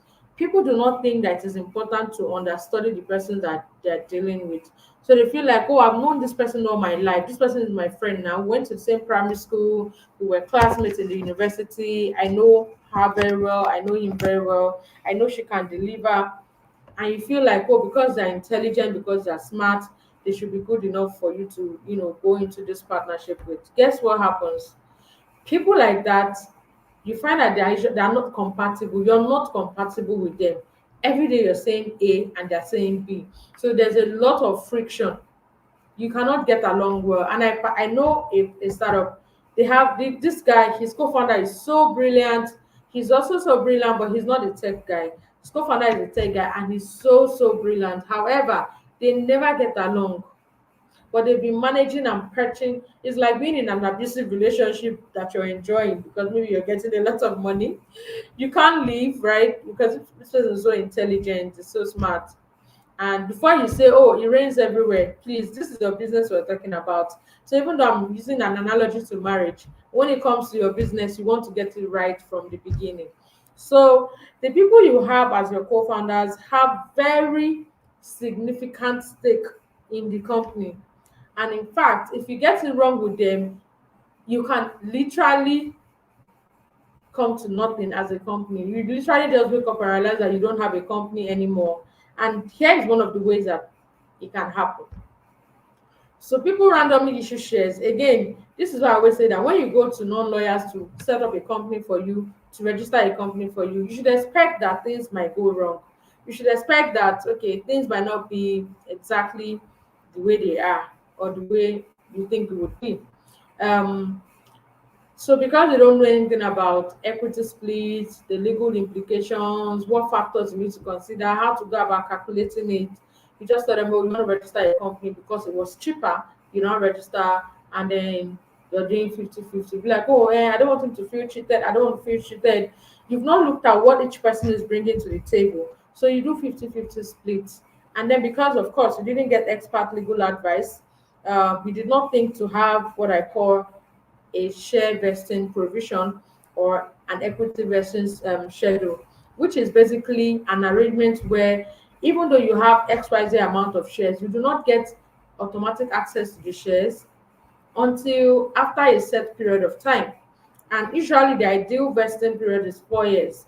So it means that if you have 20% shares in the company, you need to vest, the shares will have to vest at 5% per year if you're using a 4-year vesting, it means that you must have stayed with this company for at least complete 1 year for you to get your 5%. Usually there's a 1 year cliff period. The cliff period means if you do not stay for up to 1 year and you want to leave for anything, you don't get anything in return. You don't get any equity. You're going empty handed. But if you stay for up to 1 year, you get 5%. If you're staying for the second year, you get 10%, the third year, 15%. And then if you have stayed for a complete 4 year period, we say that your shares have become fully vested because you now have access to your entire 20% equity. So when you don't have this, and it is not just enough to say it with your words, with by your mouth. Like I said when I started, I said there are a lot of things when we talk about structure, solid legal foundation. A lot of them will be a function of the kind of documentation you have on ground, right? It will be a function of the kind of documentation that you have on ground, the kind of contract agreements that you have on ground. So in this case, an actual founders agreement with a vesting provision could have solved this problem. You can even go ahead and also have a share vesting agreement so that everybody signs that document and it becomes binding on them. That's why it is a contract. There's nothing like, oh, but this is not what you said. You said that if you agree that if you don't stay for up to 1 year, you will leave. And guess what? It is not even about staying for the duration of time. Sometimes it's about whether you have even been able to meet your um, milestones. So these are key sensitive information that you can only get from an expert, right? So if you don't have this initial arrangement down with your co-founders, you're going to have issues with them in the future. And when the issues start, let's say they now wake up after a year and 6 months, which is less than 2 years, and they decide, okay, you know what, I'm going to start my own company. And guess what they've started? A similar company like yours. Why? Because you didn't have a founders agreement. There was no clause against starting another company, like having other interests, non-compete, non-circumvention. There was no NDA provision. Even though all of these ideas is your own idea, you did not get them to sign a document transferring IP to your company, so they can go ahead and replicate the same thing. But these are issues you would have been able to stop if you have proper contracts in place, or if you stop thinking that legal is too expensive and just go to look for those that can help you put proper legal structures in place. It would help you to make the right decision. Now, the reason why you need to put these things in place, and the reason why you need to be, and I should have said this from the beginning, when it comes to the legal aspect of your business, you want to be a proactive person. You don't want to be reactive. You don't want to wait for things to go bad before you take action. You want to be proactive. Like you want to be that person who takes decision, who anticipates what could possibly go wrong with a particular situation, and then take steps to prevent those things by putting sure that you've crossed your T's and dotted your I's, right? So having the right documents in place helps you to take care of future legal issues that could come up. For example, one of the issues that you could have with your founders is, them absconding at the first sign of trouble. The first time any issue is arising in the company, you just find out they've left you or they know I'm managing the issues alone. Now, when things have calmed down, they now want to come back. That's already a red sign that this person is not a good fit. Another issue you might have is them being too particularly interested in a title. So it's like um it is naturally your idea, but they feel like you shouldn't be the CEO. Oh, let me be the CEO. Oh, so I'm not going to be. I had this co-founders one time that had issues with declaring one of them the CEO. So in fact, he clearly told me, don't put anybody's name as CEO. Just put the responsibilities. That's already a sign that these people won't go far, right? Because whether you like it or not, it's not just about the title, but it helps you to be able to measure your performance. It helps you to just have a balance. You know what you're focusing on, you know what you're doing. So the mere fact that one person doesn't want the other person to be called the CEO, while he is, even though they had glaring different, equity, it just meant that they might likely have issues in the future.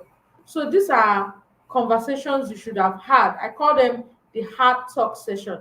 They are usually very awkward conversations, especially when you're starting a business with your friend or a family member, because having conversations around this is how much equity you take, I'm going to be the CEO, you have to report to me, this is these are the people who are going to be signatories to the account, this is that. It is a very awkward conversation, right?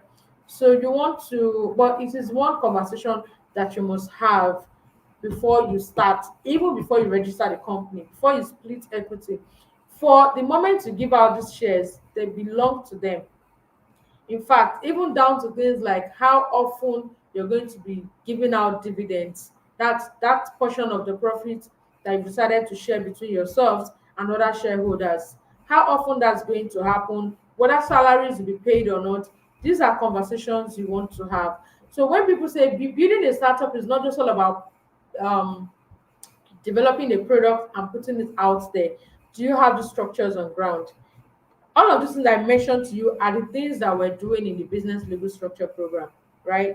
So we're implementing it for them so that after the duration of the program, they can clearly say, oh, okay, I have this thing sorted out. I have done this, I have done that. Now, I've mentioned employees, I've mentioned co-founders. You also have your shareholders and investors. Let me add both of them together. Investors are people who have given you money to say, okay, I want to invest in your company, use my money to do business, and then give me, this is what I expect out of it. Now, one of the mistakes you want to avoid, anyway, for anybody who is properly so-called a startup founder, right? And or anyone who is an experienced business owner, you should know when something is a loan. So this issue of crowdfunding from a large pool of people and promising them ROI, please, when we're talking about investors and investment for your business as a founder, you want to rule out those set of people, or you want to rule out that kind of investment. That's not even what we're talking about, right? So um, sometimes you think you're giving out equity, but what you're doing is a loan.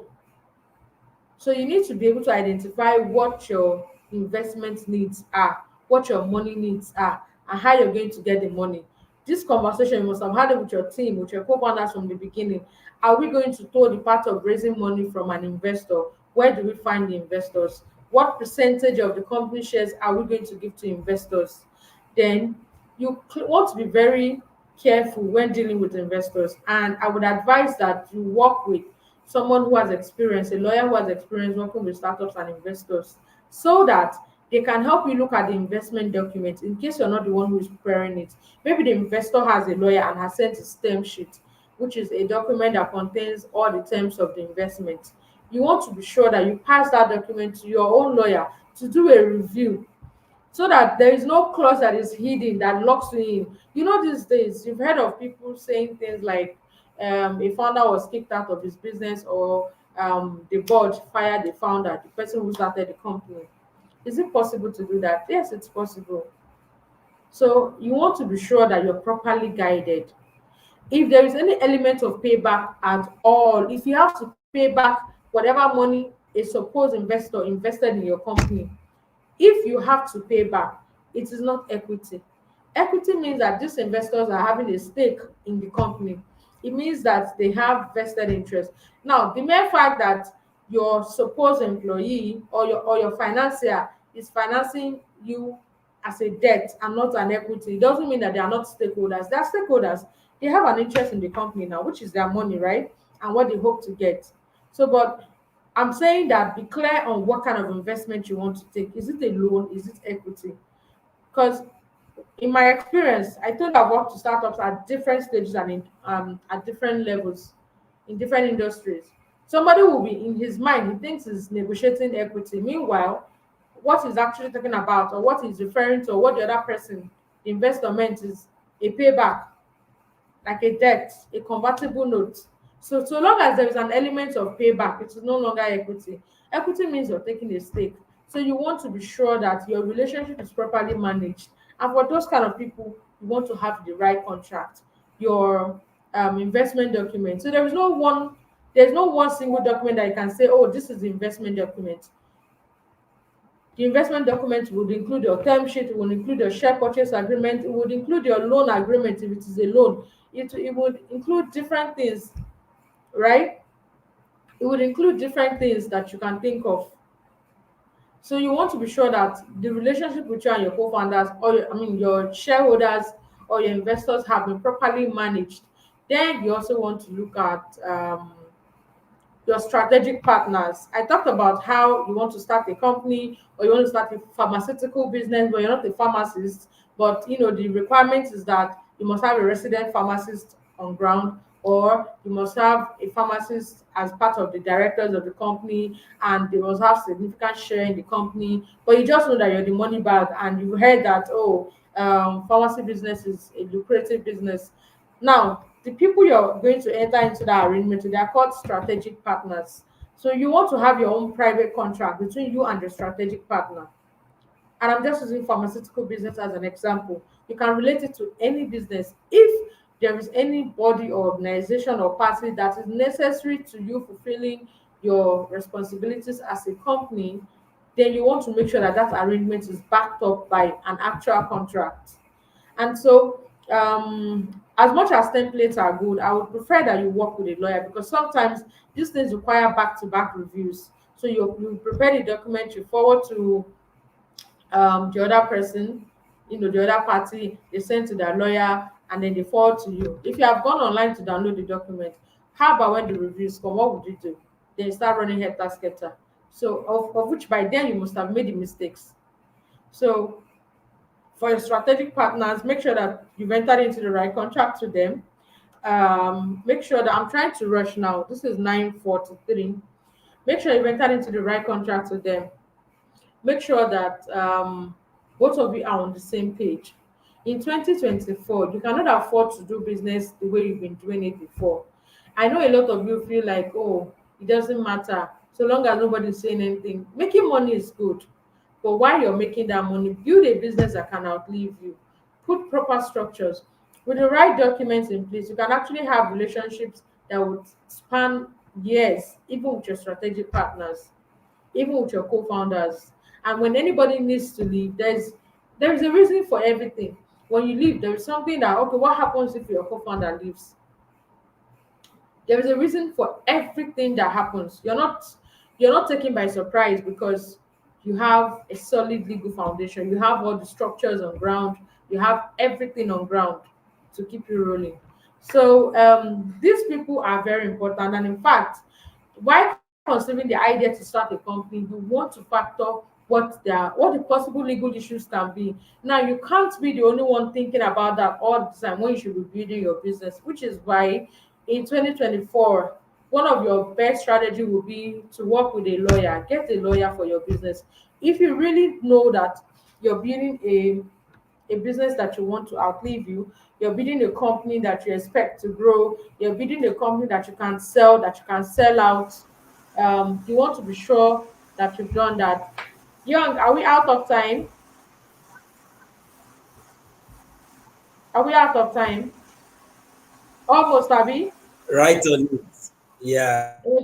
Okay, so I'm just going to wrap up. Yeah. Almost. Okay. Okay. So obviously there's no time for, I could talk for the next 1 or 2 hours. There's a whole lot. But I think I used I think I talked briefly about the contract you need. So for each of these people, your contract of employment, your guarantors form, your founders agreement, shareholders agreement, IP assignment agreement, there's a whole lot. Um I think I will stop here. I don't know what's the procedure. Are there questions? Do you get to take questions? So I think we'll stop here for today. You can follow me on my social media, Barinaada, Alex-Iheanacho, Barinaada, Bema Alexander on Facebook. On Instagram is the Barinaada Legal. And to just to learn more, right? Because I share content almost every day on the legal aspect of building a profitable business. So there's a lot I'm sure you can learn. Yeah. So Young, that will be all All from right. me. Thank you. Thank you so much, Barinaada Legal. That's very beautiful. And like she said, you can follow her on all the social media platforms so that you can get to be a part of what she's doing for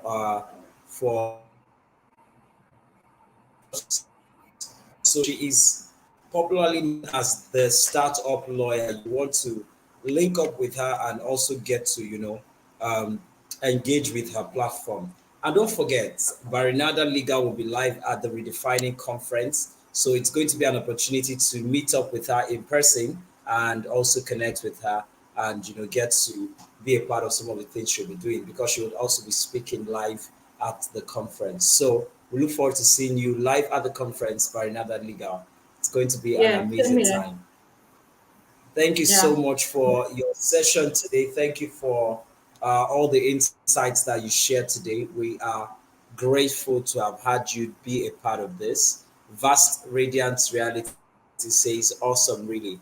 Yeah, completely awesome. So do well to engage her, and then you get opportunities for you to, put legal structures around your business and grow it accordingly. So thank you, Barinada. We're glad to have you Thank here you. today. Look forward to seeing you Thank again you. some other time. And yes, at the live Yes. conference too. Thank Okay, you so guys. much. Have a So good day. today has been. Thank you too. Okay, so yeah, today has been an amazing, amazing time. Barinaada Legal, Chris Chukwunyere. And now let's get to the final session for today. And someone has been hitting me up seriously and saying, when is your session coming up? I can't wait for you to teach on your session. And yes, I am here now and I'll be taking my session. However, because of time, I'll make my session very quick, very quick. I'm going to make my session very quick, and we'll look at the topic that I have that I'll be teaching today. All right. So, like you all know, my name is Young Anyao, and I am the convener of the Redefining Conference, Redefining with Young 2024. So, what's the goal of Redefining 2024 Conference with Young? The goal is to bring like minds together in one room where we sit down, connect, network, and learn from each other. In the next couple of days, beginning from next tomorrow, which is Monday, would have entered the year 2024. And once you enter the year 2024, the energy is high. Everybody is busy trying to write new goals, new strategies, new goals, and all of that. And in the long run, by the time they get to the third week of the year, of the month, you see all of that energy begins to die down. And then the thing that takes the air is January is the longest month. January is 61 days. January is 70 days. And before you know it, lots of trends have come: Facebook, Instagram, Twitter. And then all the goals that have been written are forgotten midway into February. Everybody has relapsed again. And the only thing you hear about the new year is Happy New Year, in case there's someone someone is saying January is 100 days. Sadly, as you can see, some people don't even get to reach the third week in January before they forget all their goals. And that's the reality of it. So today, I'll be teaching on understanding the three dimensions of physical and mental activities for minimizing inputs and maximizing results. Now, this is one of the things that I learned that sort of changed my life forever. In 2022, I had just walked into the real estate space. And at the time, before that time, I was working for a company where I was the head of communications and head of operations. I was the head of operations and communications at the same time. So at the time,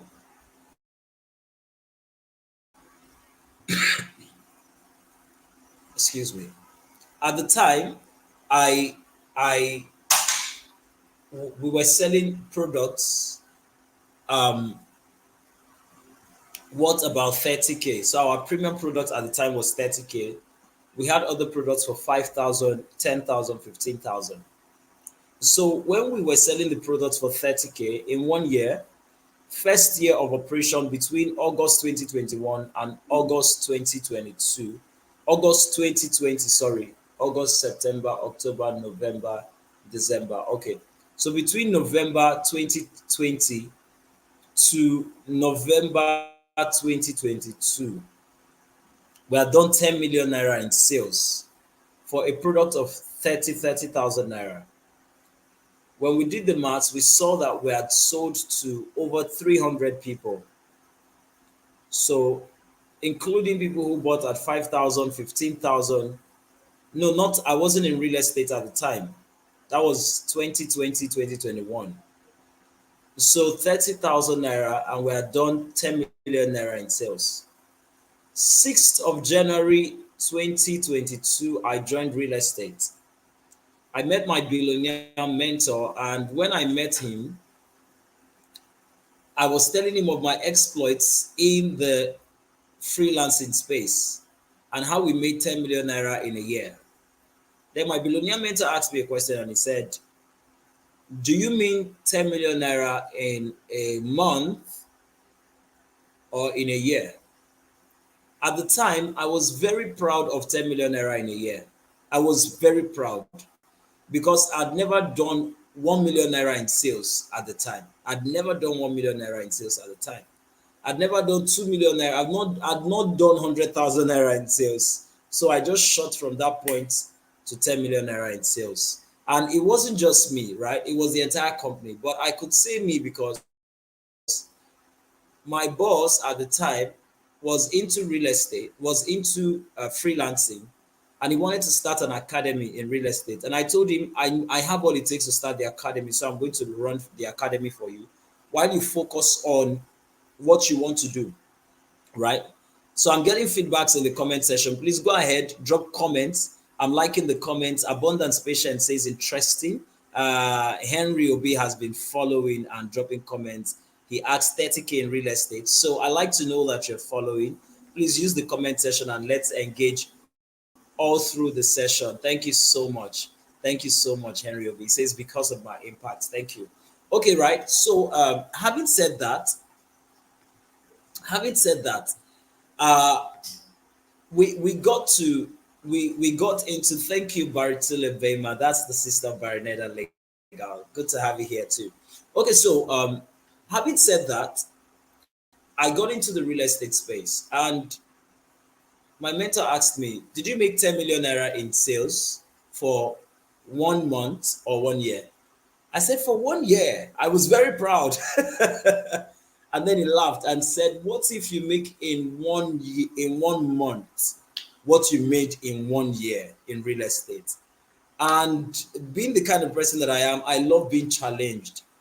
And I said, "In 1 month?" He said, "Yes, in real estate, you can do that." And I became interested. I said, "Okay, I'd like to know how this is done." So 6th of January 2022, I got into the real estate space.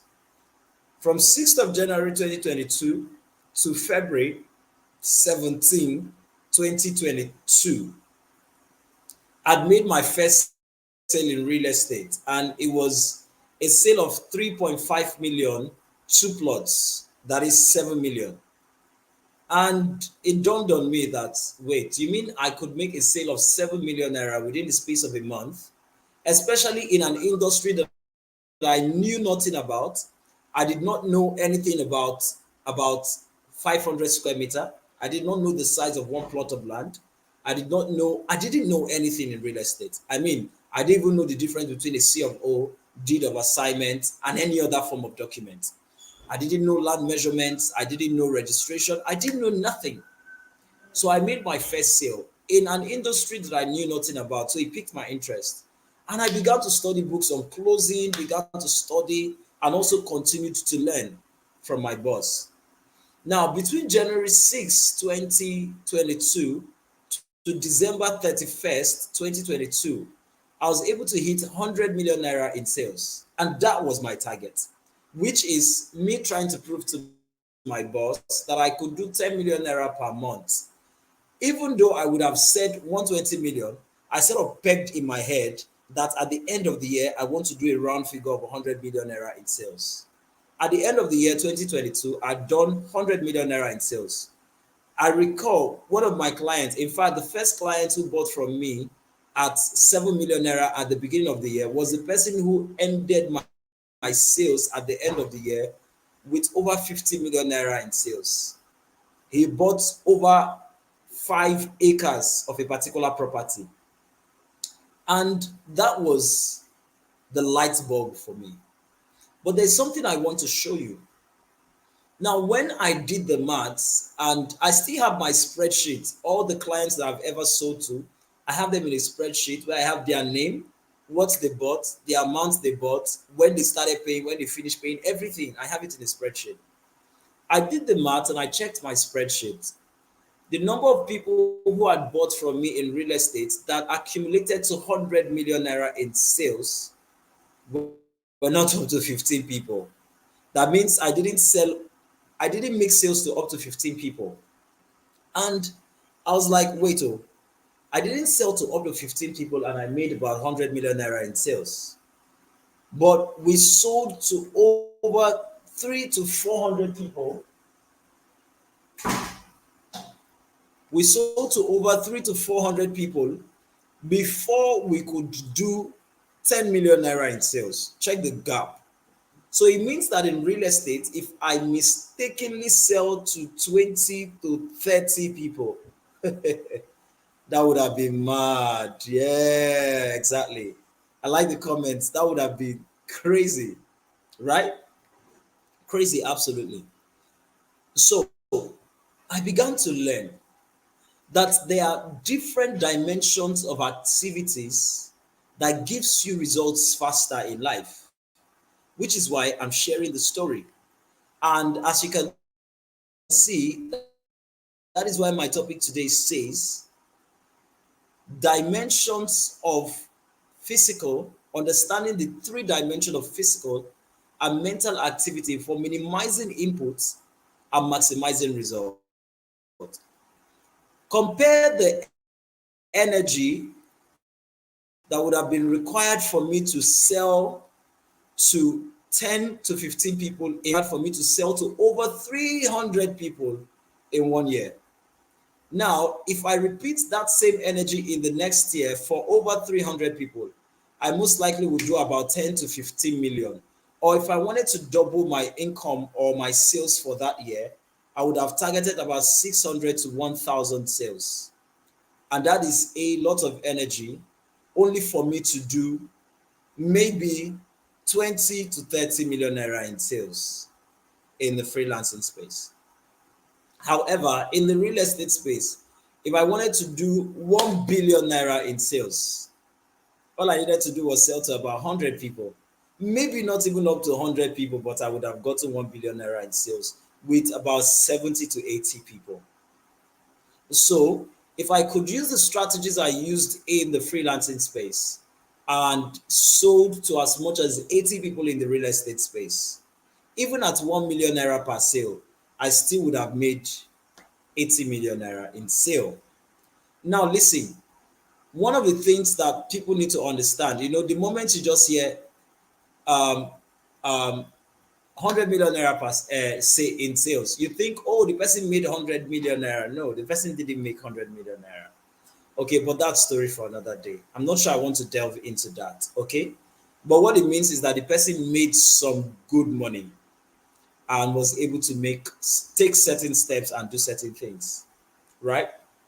Now that I've said that, let's move on to understanding the dimensions of physical and mental activities, because you want to see the science behind the results. People are always usually excited about results that they don't take their time to ask, how did you get it? What did you do differently? What do you know better? What can I do? Right? So this is very important, because if you can understand the science behind people's activities and results, you will be able to replicate their results. You'll be able to replicate their results. So there are three dimensions of physical and mental activities. Yes, so good morning based on commissions. If you know, you know. All right, so let's talk about it. Now, there are three levels of activities. Every single person engages in these three levels of activities, whether consciously or unconsciously. And I learned this from my billionaire mentor. Like I said, it changed my life. The first level, if you get it, please write it down. It's called low income activities. No income activities. NIA. NIA. No income activities. If you get that, put it in the comment section. No income activities. No income and then activities. If you get that, put it in the comment section so that I can display for others to see. Now, no income activities are activities that, remember, it's an activity. The fact that it's an activity at all means that it keeps you busy and it takes your time. Whether it is giving you money or not, it is an activity. It will keep you busy and it will take your time. Thank you, Henry Obi, for being very participatory tonight. Now, the fact that it is an activity at all, whether it is no income, low income, or high income, it is going to keep you busy and it's going to demand your time. So no income activities are activities that keeps you busy, probably makes you even popular, gets you to meet a lot of people, and not allowing you to have time. However, they don't give you money. They don't give you money. Now, what are examples of no income activities? No income activities are time when you sit down to scroll through social media. You're scrolling and scrolling and scrolling and scrolling. And you find that it's like you're addicted to social media. You're there morning to night. Every day you wake up the next day again, you pick up your phone. And it keeps you very busy. And then they ask you, you say, I don't have time. Oh. I don't have time. I don't know. I'm trying to create time. While you don't have time, this activity keeps you busy. Another is the possibility of, attending a lot of conferences, meeting people, and not really networking to introduce any business to them or do anything with them. And so you're going everywhere and you're busy connecting with different people, engaging with them and doing stuff, but you're not making money because you are not selling anything. Now, having said that, you realize that you get to a point in your life where you probably could be very, very engaged, so busy, lacking time, and probably even very popular, but you don't have any money. You are very broke. You are always at choir rehearsals, and then you are busy in church. Now, this is not to say that church is bad. Me, I'm a very churchy person. I go to church almost 4 to 3 times in a week, right? But I know to prioritize my activities, especially because I've known the difference between low income, no income, and all of that. So one of the things you need to know is these activities, and the funny thing about no income activities are usually activities that get you excited. They make you very happy. You are so emotionally attached to them. Like, going for choir rehearsal, I love singing. Singing is life. I wish I could just sing with my life, right? But you are broke. You don't seem to remember that. Okay, then let's talk about, maybe it has to do with being with your friends. You guys are always discussing, talking, and being happy, and it makes you feel like, man, this is nice. You're always happy being around these people. No income activities keeps you really engaged. And then, like me back in the days, my own no income activity was supposed to be something that would have been, produced a lot of money for me. But I didn't know. I didn't know to make it a high income activity. And I'll show you how a lot of you are making that same mistake. For example, I hosted a lot of conferences and people will attend. I'll use my data, my phone. I would write just like I'm working on this conference. And then people will attend the conference. But guess what? I would not sell anything at the conference. At the end of the conference, I'll be in debt. But here's the thing, I became very popular. I became very popular. Anywhere I go, people are celebrating me, Ambassador Young, Ambassador Young. I was popular. My face was everywhere in Ajigule, but I was broke. And this is where I get to remind you that locomotion is not progress. Locomotion is not progress. Please write that down. Locomotion is not progress. So you can be jumping up and down, gallivanting, doing a lot of things, but you're not making progress in life because you're not doing the things that will give you money, that will change your life, right? Then the second level of physical and mental activity is called low income activity. I think someone already got it there. Low income activities. So, low income activities. I'm no more in Ajigule. For those of you saying Ajigule, I visit Ajigule. I'm no more in Ajigule. I've moved out of Ajigule about 3 years now, right? Okay. So thank you for sharing. Locomotion is not progress. You guys are really following, and I love that. Now let's talk about the second level of activity. Low income activity, LIA. Please put it down so that I can display it on the screen as well. Now, what are low income activities? These are activities that gives you small money. Small money. Thank you, Joyce. Good to have you here. Now, thank you, Samuel David. I've been seeing you. You're doing well. Now, low income activities gives you small money. Remember, I used to do sales for 30K, 300 people plus 300 plus people and 10 million naira in sales. Now, it's giving you money, but it's a low income activity. Some of you, you put in a lot of energy, you sell shoe online, you sell bags online, you sell hair online, you sell this, there's nothing you don't sell. And then when you check the profits you make, maybe 100 naira per sale, 1,000 naira per sale, 2,000 naira per sale, sometimes 5,000 naira per sale. But you put in a lot of energy before that 5,000 naira sale will enter. And then when it enters, it feels like, thank God, this sale pulled through. Sometimes the problem you get with dispatch riders, even delivering the product, all of that, you have almost spent your gain on it. You run from here to here to go and print. For some of you that are into photography, you snap pictures, and then you want to, you just go through a lot of stress. And then how much are you making? You make very small money. Do you get?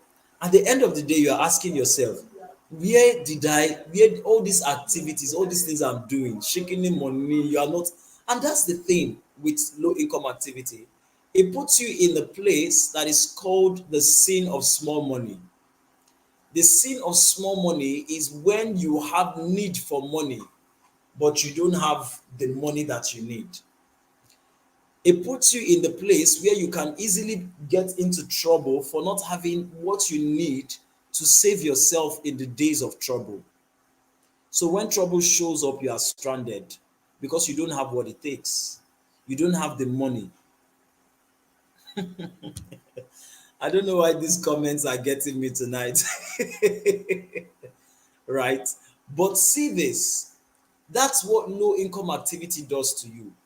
It also keeps you very busy running everywhere here and there, but giving you very small money, right? But then you get to high income activities. How many of you have seen, is it Ola of Lagos? That guy that sells luxury, anything he sells is luxury. That guy is smart. He only talks about the Rolls Royces, he talks about the fancy houses and cars, he only talks about luxury items. You know why? Luxury items gives you big commission. And that is where you enjoy the miracle of big money. That's where you enjoy the miracle of big money, right? So you see that big items, luxury items gives you big commission. You can make one sale and you're good. I remember this year when I needed my rent. I was at the point where I wanted to pay for my rent. Sorry about the entire background noise. I hope it's not affecting the whole session yet. Now, when I wanted to pay my rent, I was stranded for a while because I was handling a lot of stuff and I needed money. It wasn't coming. All I needed to do was make one sale, and I covered my rent for the year. One sale, one sale. Within the space of a month, I made one sale. I covered my rent for the year and started doing a free cost and other things. That's what high income activities does for you. And see, high income activities don't get you busy throughout the year. There are things that you can even just do once it hits. And you are, see, I have a lot of time in my hand. I have a lot of time in my hand. I work fully from home for myself now, and I am still able to sort out some of my bills. Do you know why? Because anytime a sale pulls through, it pulls out big. You get a big commission, and you're able to use that to commensurate for the days that you didn't make money. So what do? You begin to think, if I made this one sale, how can I increase it to 30 more sales? How can I increase it to 40 more sales? By the time you put in the same energy that you used to sell to over 300 people in another sector and begin to maximize that in this sector, you begin to find that you have the capacity to make a lot more. And what it does, it speeds up your time.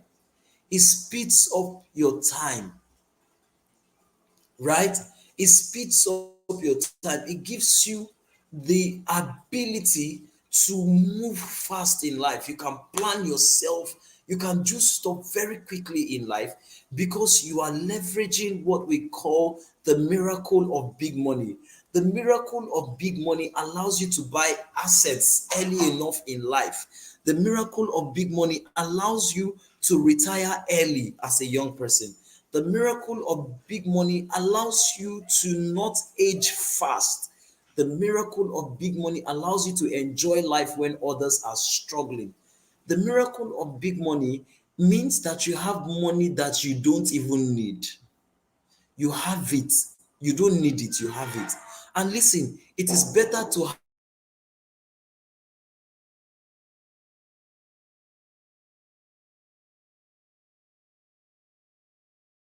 it is better to have it and not need it than to now need it and you don't have it. It is worse to need it and you don't have it, right? Now, this is very important. That is what the miracle of big money can do for you, right? So, and that is what we call high income activities. High income activities allows you to enjoy.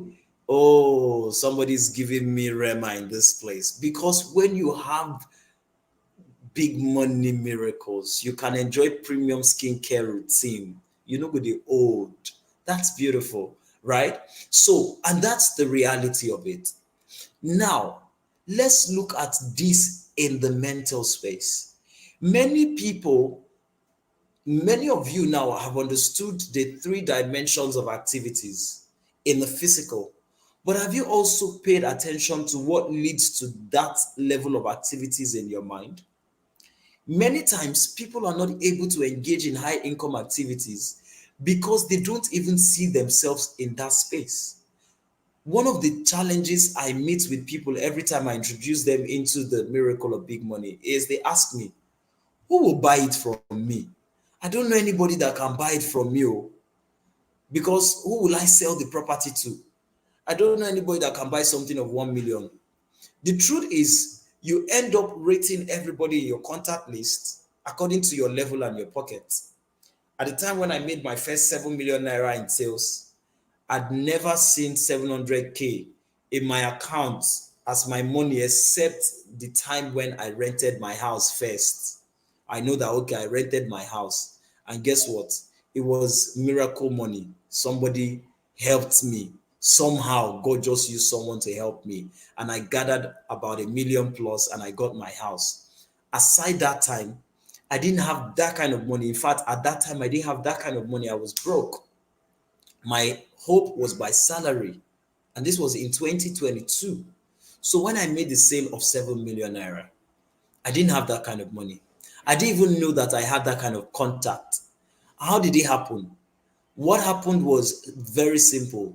I just posted on social media that I just got this job and now I am here. So I like you to be a part of what we're doing. And somebody came and said, Baba, make I send my Aza. My boss started reading all the comments from my post. There were over 100 comments, and it was like, this guy has influence on social media. So he felt like this guy can make sales. And it was like, I was now like, see what people are commenting. It was like, what is Aza? I now told him, he laughed. I now told the guy that commented that my boss, my billionaire mentor, would like to meet you. He said that he's interested in what you said about Aza, and it was so funny. And the guy was like, oh, really? It's going to be an opportunity to meet. I arranged the meeting. He came to the office, and guess what? My first sale.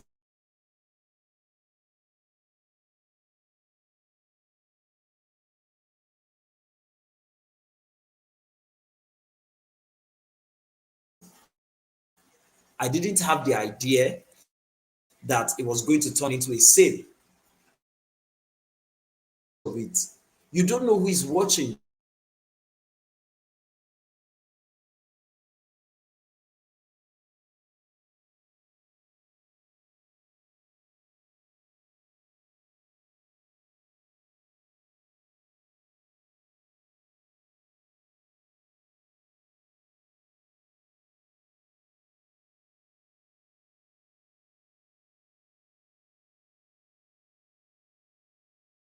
Is called is this. I chant that 1 billion naira is the size of a dot. Thing in my house. If you can see the wall of my house very clearly, they are very colors. In my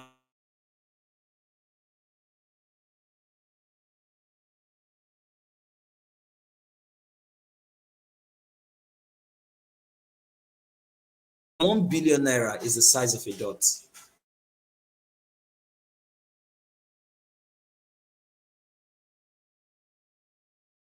Size of a dot.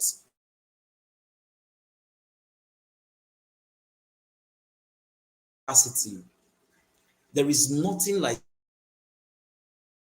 scarcity. In the realm of abundance, there is nothing like scarcity.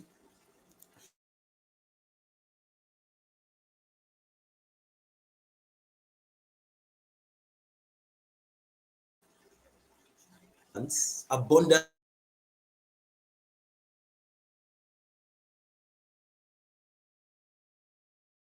Yet abundance.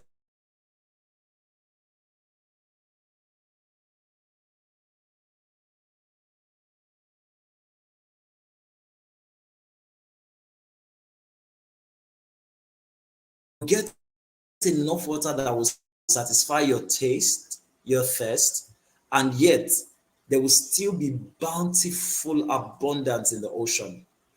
So every time you show up, remind yourself that out of abundance, abundance is taken, yet abundance remains. In the world of abundance, there is no limitation, and there is no end to how much abundance that is available. People have been billionaires before Dangote was born. People have been billionaires before Tony Elumelu was born. People will still be billionaires after they are dead and long gone. Abundance is consistent and is unending. In the world of abundance, there is no limit.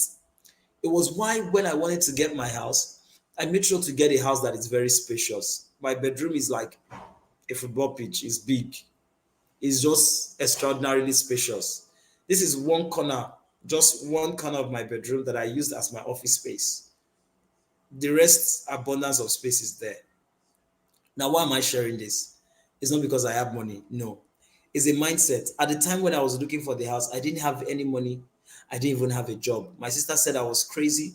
But when you have a mindset of abundance, it puts you in the place where you want to do things that others are scared to do. For example, I'm hosting the Redefining Conference 2024. And guess what? I'm thinking from the point of abundance. And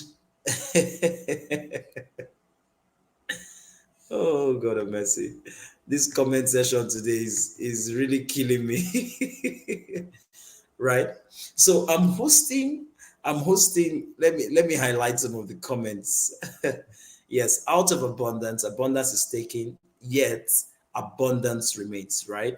And then, yes, before Obi Kubana was born, there's been money everywhere, right? Please don't visit me. I don't need visitors in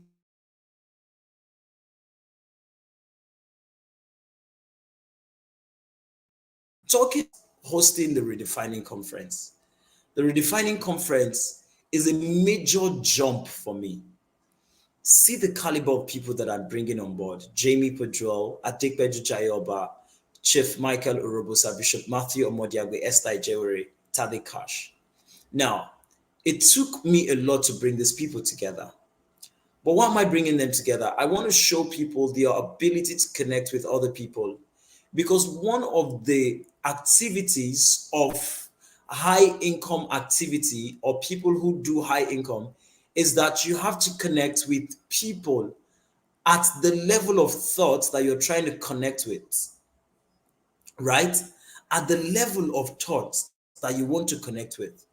Now, if you don't connect with people at the level of thought that you want to see results in, you will keep seeing yourself at the level of the people surrounding you.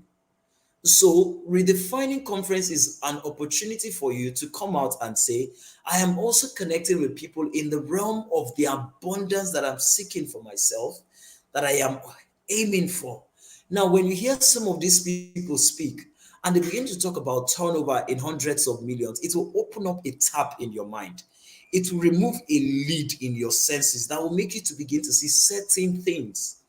I was able to comfortably start saying 100 million, 200 million, 300 million because I got into that space where selling in hundreds of millions became something that is normal.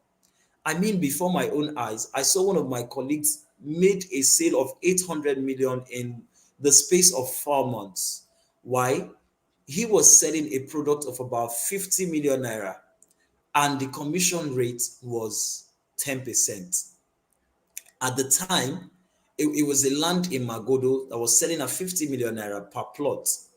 And he sold 8 plots, 400 million naira, and he made 40 million within the space of 3 months. I'm telling you the truth. The first person bought and then came back and said, I'm buying an extra plot. And then called his friend and said, I bought a plot in this place, and I would like you to also own a land in that place. And so the friend also bought and called another friend. So they were buying in a community because they want to build a cluster, a relationship around that place, own their houses and properties together. That was how they referred this guy until he sold 8 plots.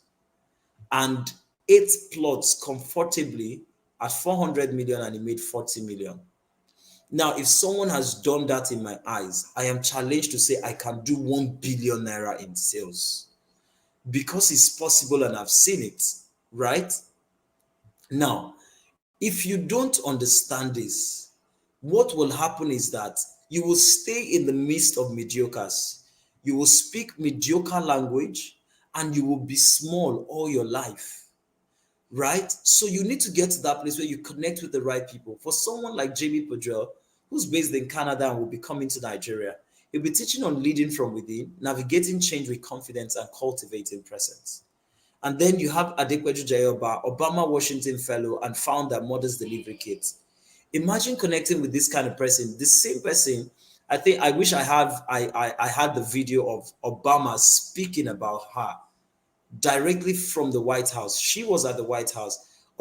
She was in her 30s at the time, early 30s at the time, when Obama talked about her.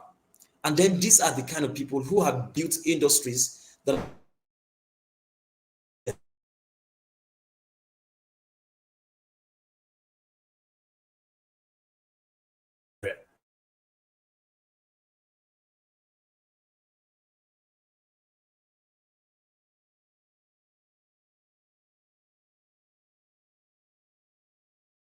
to show you how you can begin to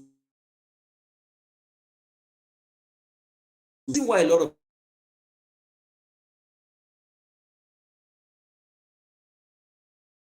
people have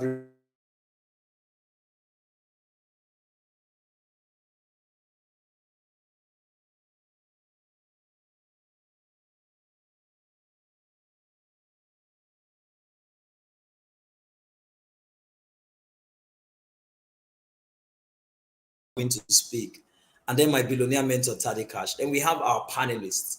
Now, why am I taking my time to talk about this? You have to attend Profit Fusion because it's an opportunity for you to network, learn, and immerse yourself in the kind of knowledge that will open you up to new dimensions of possibilities.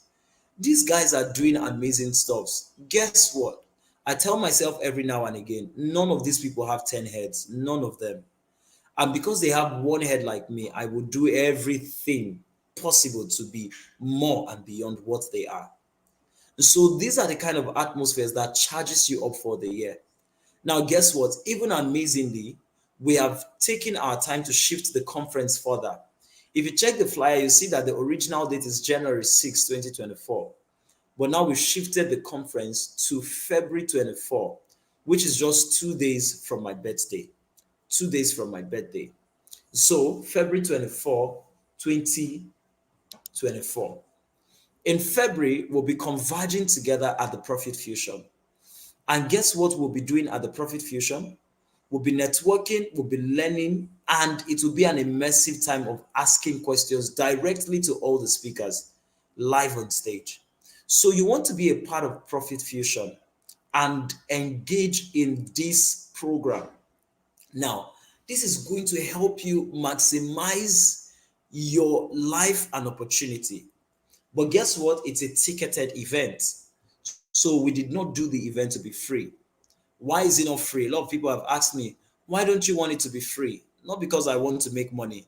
It's an on-site physical conference. It's not an online conference. And all the pre-conference masterclass that we've done are pre-recorded. So it means that we're also sending the content to everyone that registers. This teaching, you will get the recording because very soon we'll take it down from all social media platforms and make it gated. So you don't have access to it anymore, right? So the people who have access to this are people who attend the conference. So we have people who can attend as virtual participants, and they can attend at 2,000 naira. Makes it a lot easier. Instead of 5,000 naira, the fee is 5,000, but if you pay right now, you can access the conference for 2,000 naira instead of 5,000 naira if you pay right now today. That is for Classic Virtual. What does Classic Virtual give you? It gives you all the pre-recorded sessions of every speaker that has come on the Pre-Conference Masterclass. Good. Then the next thing is premium ticket. The premium ticket is for 10,000 naira. This gives you access to the physical conference.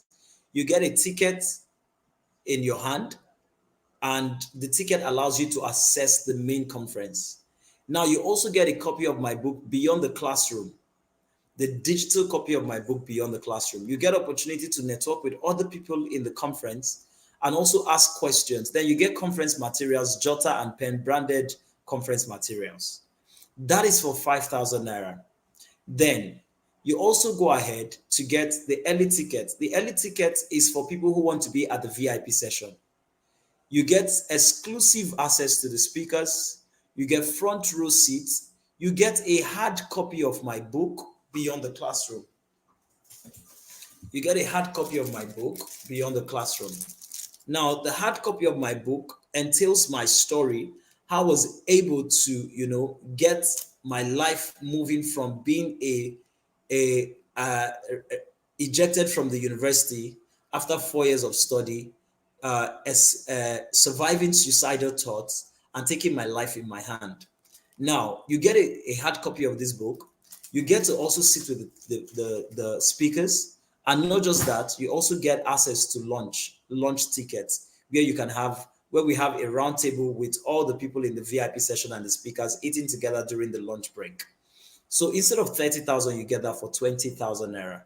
However, this is only available for people who can access this training by paying right now on the call. So all you need to do is ask me for the link and I'll make the link available. However, if you check the comment section right now, you will see the link to our Telegram platform. It's t.me/redefining with Young. Redefining with Young. T.me/redefining with Young. Now, once you click on the link t.me/redefining with Young, it will take you to our Telegram platform where you consistently get the link to be able to pay for the conference, any of the tickets you want to pick. Secondly, you don't just get that, you also get consistent updates regarding the conference as we continue to proceed.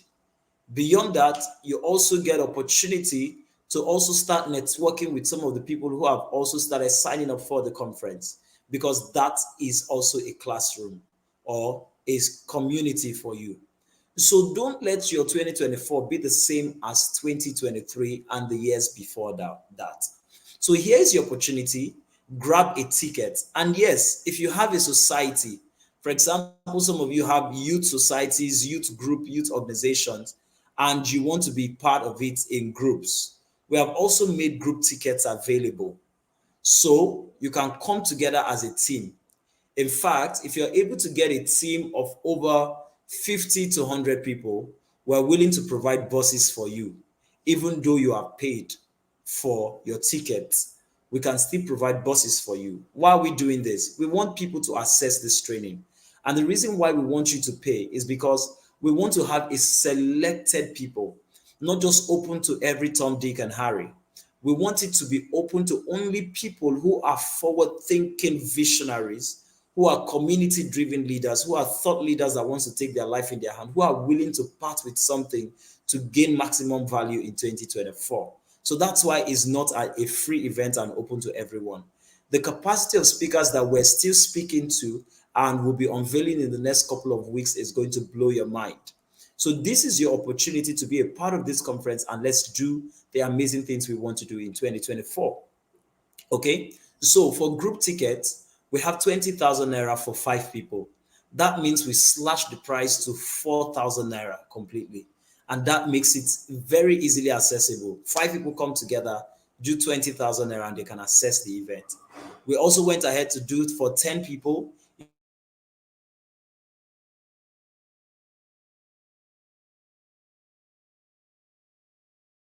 Makes it easily accessible. 10 people, 20 people, you want to come together.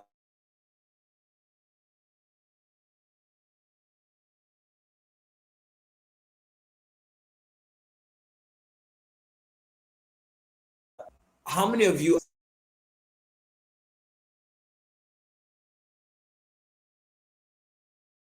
basic attendance to the conference? It is 10,000 naira. That's a static we're giving for with speed. So in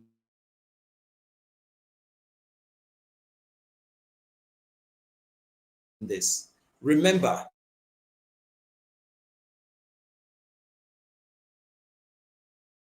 mean that you're taking the right steps into the future.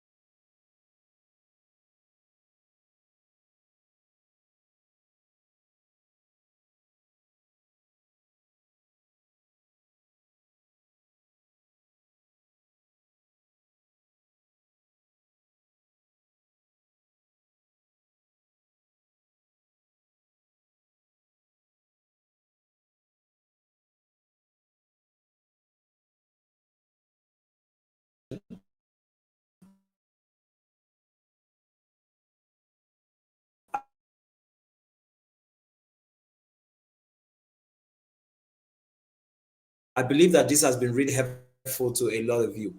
And then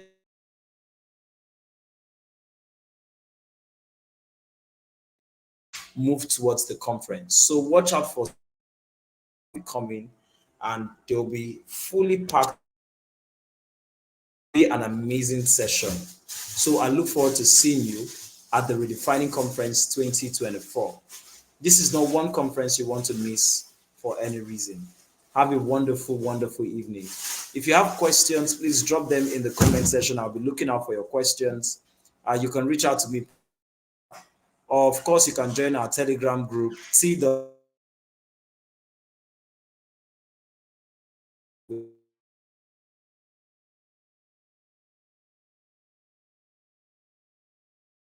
in with Young,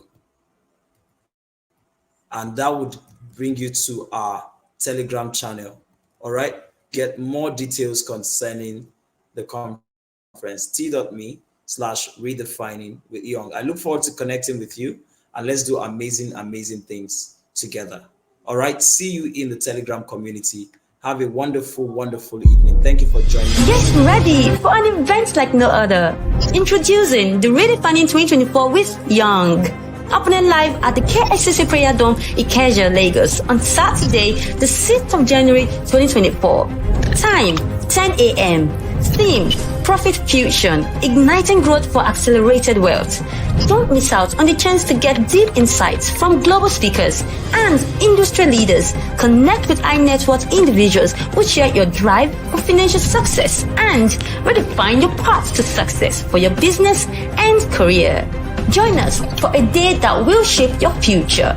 See you at Redefining 2024 with Young. Get ready for an event like no other. Introducing the Redefining 2024 with Young. Happening live at the KSCC Prayer Dome, Ikeja, Lagos on Saturday, the 6th of January 2024. Time, 10 a.m.